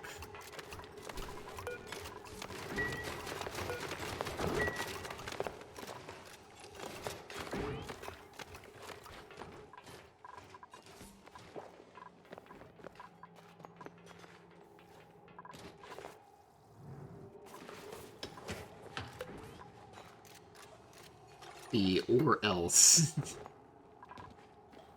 Still getting... Yeah. I guess the Steelers are just completely collapsing now. Oh, good lord. Yep, sorry about that. Hopefully it's just you looking at the live updates on Google or something rather than actually watching the game here, because I have to assume that it's really, really bad right now.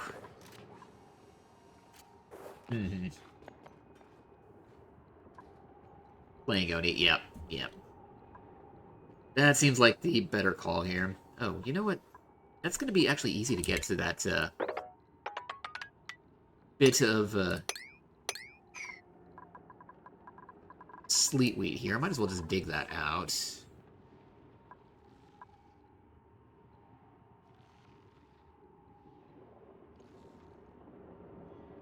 So I don't think that Alveo Vera is doing much of anything over here.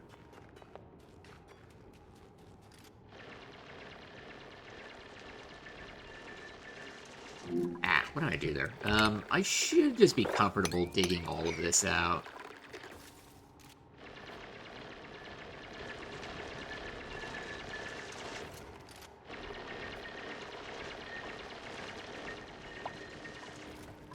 Lyra has earned a skill point. She is our rancher, first rancher, so we'll get you Critter Ranching 2 and give you a fancy hat.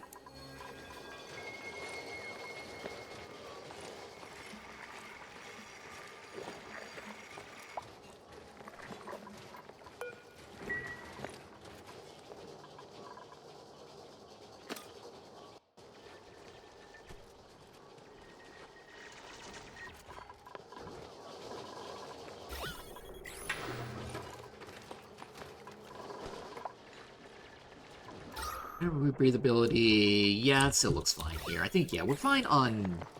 Yeah, we actually got a lot of oxalite, too. Yeah, we dug out everything here. Reducing a good bit down here.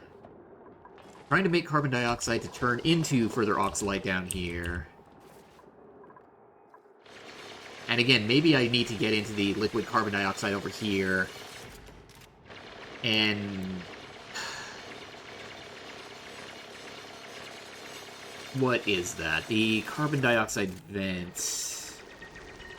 Not the vent, the geyser. I'm looking at this on the wiki here, trying to figure this out here. Negative 55.15. And what does that vaporize at? Negative 48. So it is cold.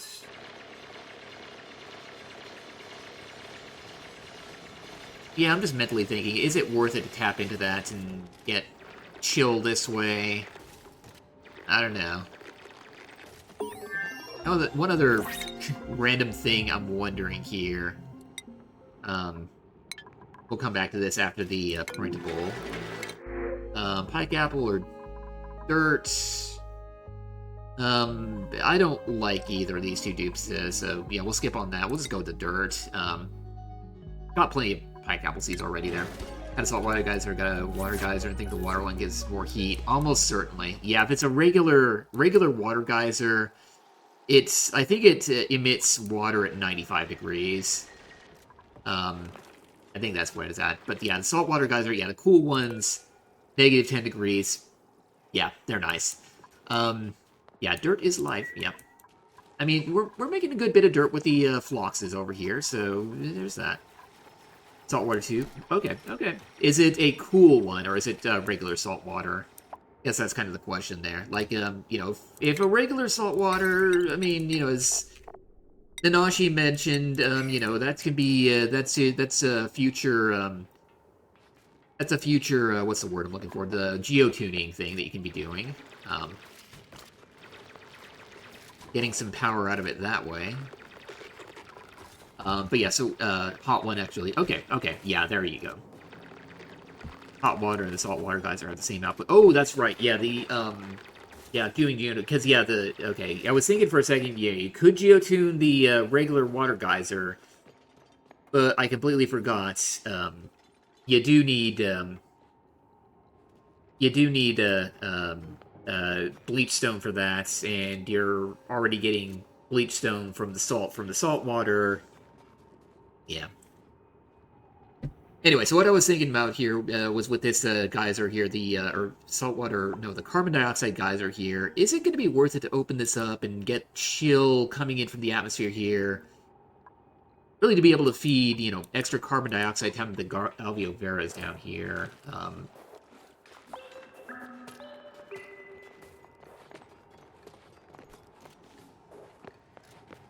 Average lifetime yield is about 90 kilograms per cycle? Why are you doing that? I need math. 90 kilograms per 600, so it's about 150 grams per second, if I'm counting that correctly. Yeah, it might be worth it just to bust that open and get some extra carbon dioxide kind of falling out this way. Yeah, I think we'll do that. I think that's worthwhile.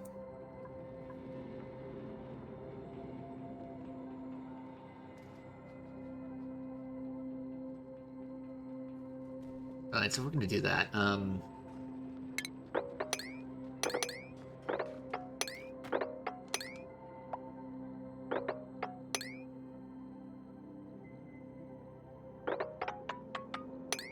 Yeah, let's... Okay, Quinn, you have earned a skill point 2. You are our farmer. We'll now move you into improved carrying with the eventual idea of getting you into exosuit training. Eventually. But for now, improved carrying, very, very useful. For basically everyone, really.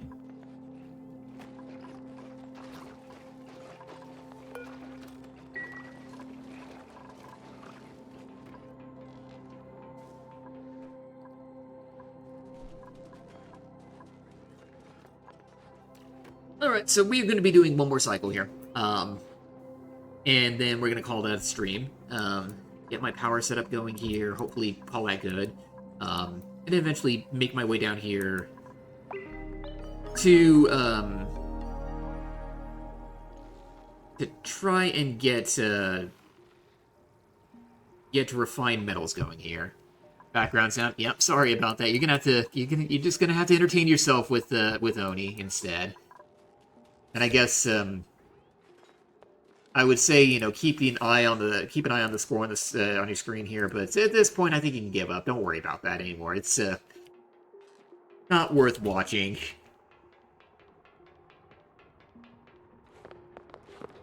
And while I'm thinking about this here,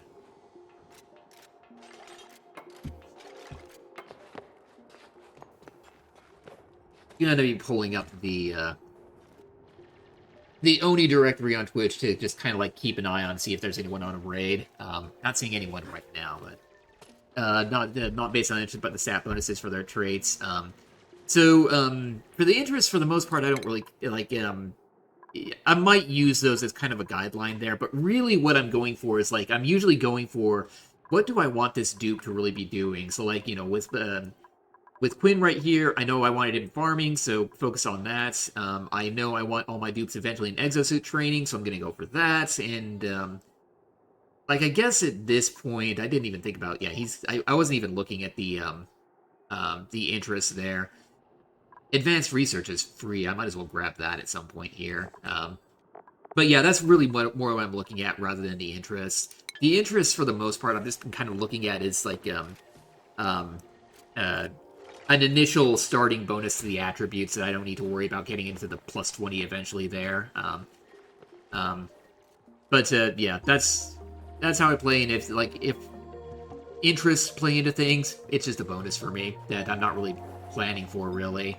But as soon as I play long enough to get the max stats bonus, since yeah, that's yeah, I do play long enough for that. Short answer there. Like the last run I played was about 1,600 cycles, I think it was. I think that was the last spaced out run. So yeah, there's plenty of opportunity for my dupes to actually get to the 20 right there. That their living conditions look so good, the extra morale cost will not be buying. Yeah, like it's dangerous for me to be doing this in the early game here. I completely acknowledge that. But at this point, you know, when I'm getting these new skills, I'm like kind of keeping an eye on the morale right here and being like, I think it was Lyra. Yeah, when I was getting that second critter ranching skills, I was noticing her morale was rather low, and it was kind of dangerous to get that extra skill. But at least in this case, I was thinking like I'm getting enough morale that I think we just kind of have a bit of an anomaly right there. Lyra, was that Lyra? I think it's Lyra. I don't know. That's how I'm pronouncing it.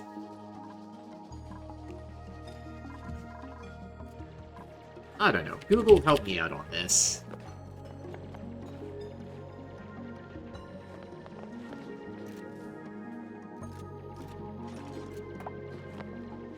Why are you not saying that? Here, let's go with this here instead.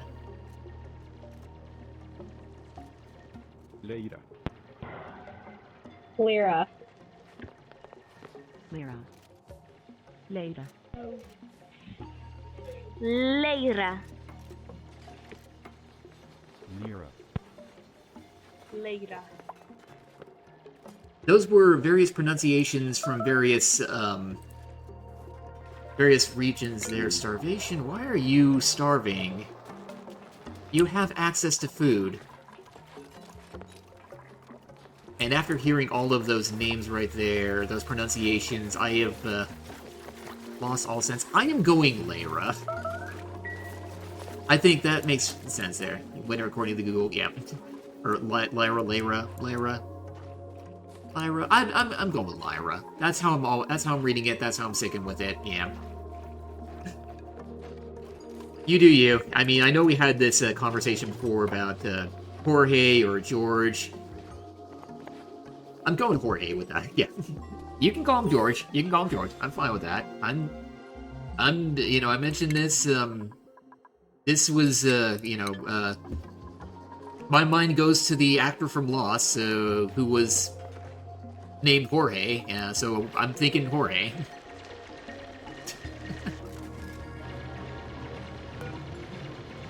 Alright, so liquid carbon dioxide, yeah. 1,090 grams per second, so that does sound like average is going to be about 150 per second lifetime, probably. But, you know, if we get carbon dioxide out of this and that makes its way down there, all the better. Yeah.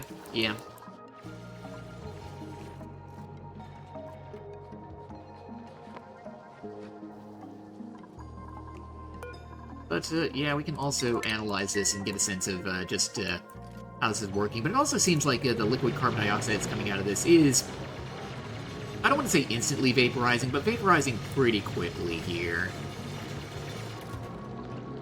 I think given enough time, it will turn into liquid and start leaking its way down here and causing more issues. But at least for now, it seems like it's okay. Very prepared. It's explosive to get sick of it. It's fair warning. That's true. Yeah. And I can foresee that being a thing at some point because, you know, like maybe I'll be like, I have enough carbon dioxide. I need to stop this here. Design uses that. Can you send that to me again because I don't remember that. And at some point I might want to make use of that now that I actually have opened this geyser here.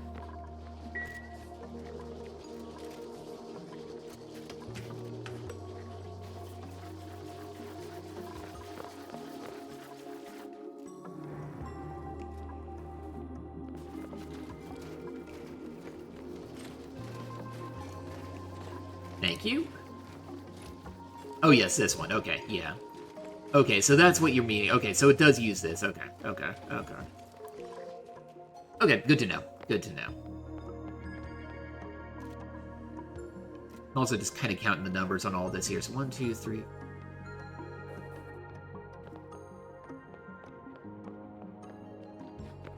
18 per row here.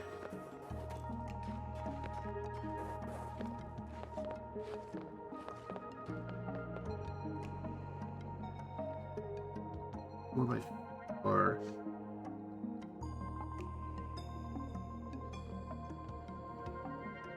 Okay. I'm gonna save that right there, not actually close that, because that's gonna be useful. Yes. Gonna use less. Yeah, that's true. It's just like, yeah, I'm seeing that as just sort of like, can go big here. I don't know. It's just, yeah, that general setup there is, I guess, what I want to be looking at there, as opposed to specific numbers. I don't know, just looking at the numbers right there. Yeah, I mean, 18 makes sense because, yeah, that's 2 auto sweepers worth. And I think the range of each auto sweeper is 9. So yeah, 2, maximizing that is 18. I guess otherwise the other one that makes sense would be 9 wide on each of these levels here. But yeah, I guess at that point, yeah, the question is like, do the math on the Alveo Vera, see how much oxalite that produces per cycle, figure out how much oxygen you need, go from there, really. But yeah, you can also get, a lot of extra oxalite as well. And I guess at that point, you're really just limited by ice, or no, snow, I think it is. Skill. I'm gonna start with Rocket Pilot. No, improved carrying for you. Improved carrying is still more useful here, but Rocket Piloting will be free because that's an interest for you. What was it? These make ice. Okay, what was it that I was thinking needed snow?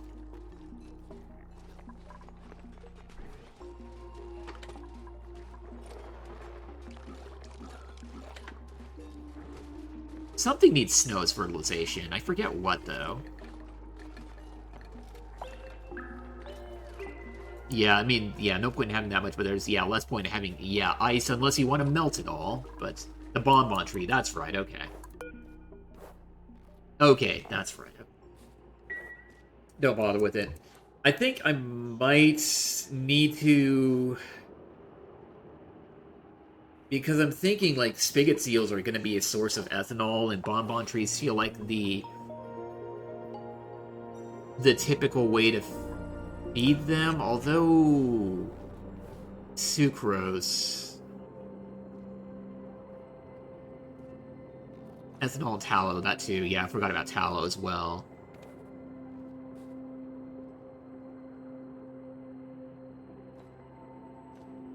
Maybe... I'd have to take a look at the numbers, but maybe I could wild farm the bonbon trees in a spigot seal ranch and not have to worry about snow. I was just also looking at this. They can eat sucrose as well, and maybe, once I get to the oil planet, I don't know if it's going to be the oil planet, but one of those... Is it going to be the oil planet? I don't know. Let's pause for a second. Yes, it's going to be the oil planet. It has a liquid sulfur geyser. I can ranch Sweetles over there, make a lot of sucrose that way. That could be something there. Plastic from the wild ones, turn 150, have made about 15k plastic. Okay. I'm just thinking about this in terms of, like, just getting the ethanol out of it. Yeah. Anyway, cycle's about to roll over here. This is going to be the end of the stream here. Thank you for joining me. Pause here, and yeah, basically just looks like, nobody else really seems to be playing the game right now. So, yeah, so I'm not going to be rating anyone tonight. Thank you for joining me. I will be back tomorrow, continuing the run here, trying to finish up the power setup, trying to make some refined metals. I guess I'm going to need to get iron out of here. I don't know. Yeah, so, yeah, no, it's worthless. Agreed. Direcos are great. I'm going to want to get Direcos ranching as soon as I find them and can put them in a nice, stable atmosphere. which might take a while. But until then, I gotta get the, the spigot seals, the Bamis. I gotta figure out how to make use of them here. Feels like, this is all new stuff here. Alright, yeah, early appointment tomorrow. I respect that. Yeah, you do you take care of your life there. So yeah, thank you for joining me. Gonna call it there. Have a good night. Cheers.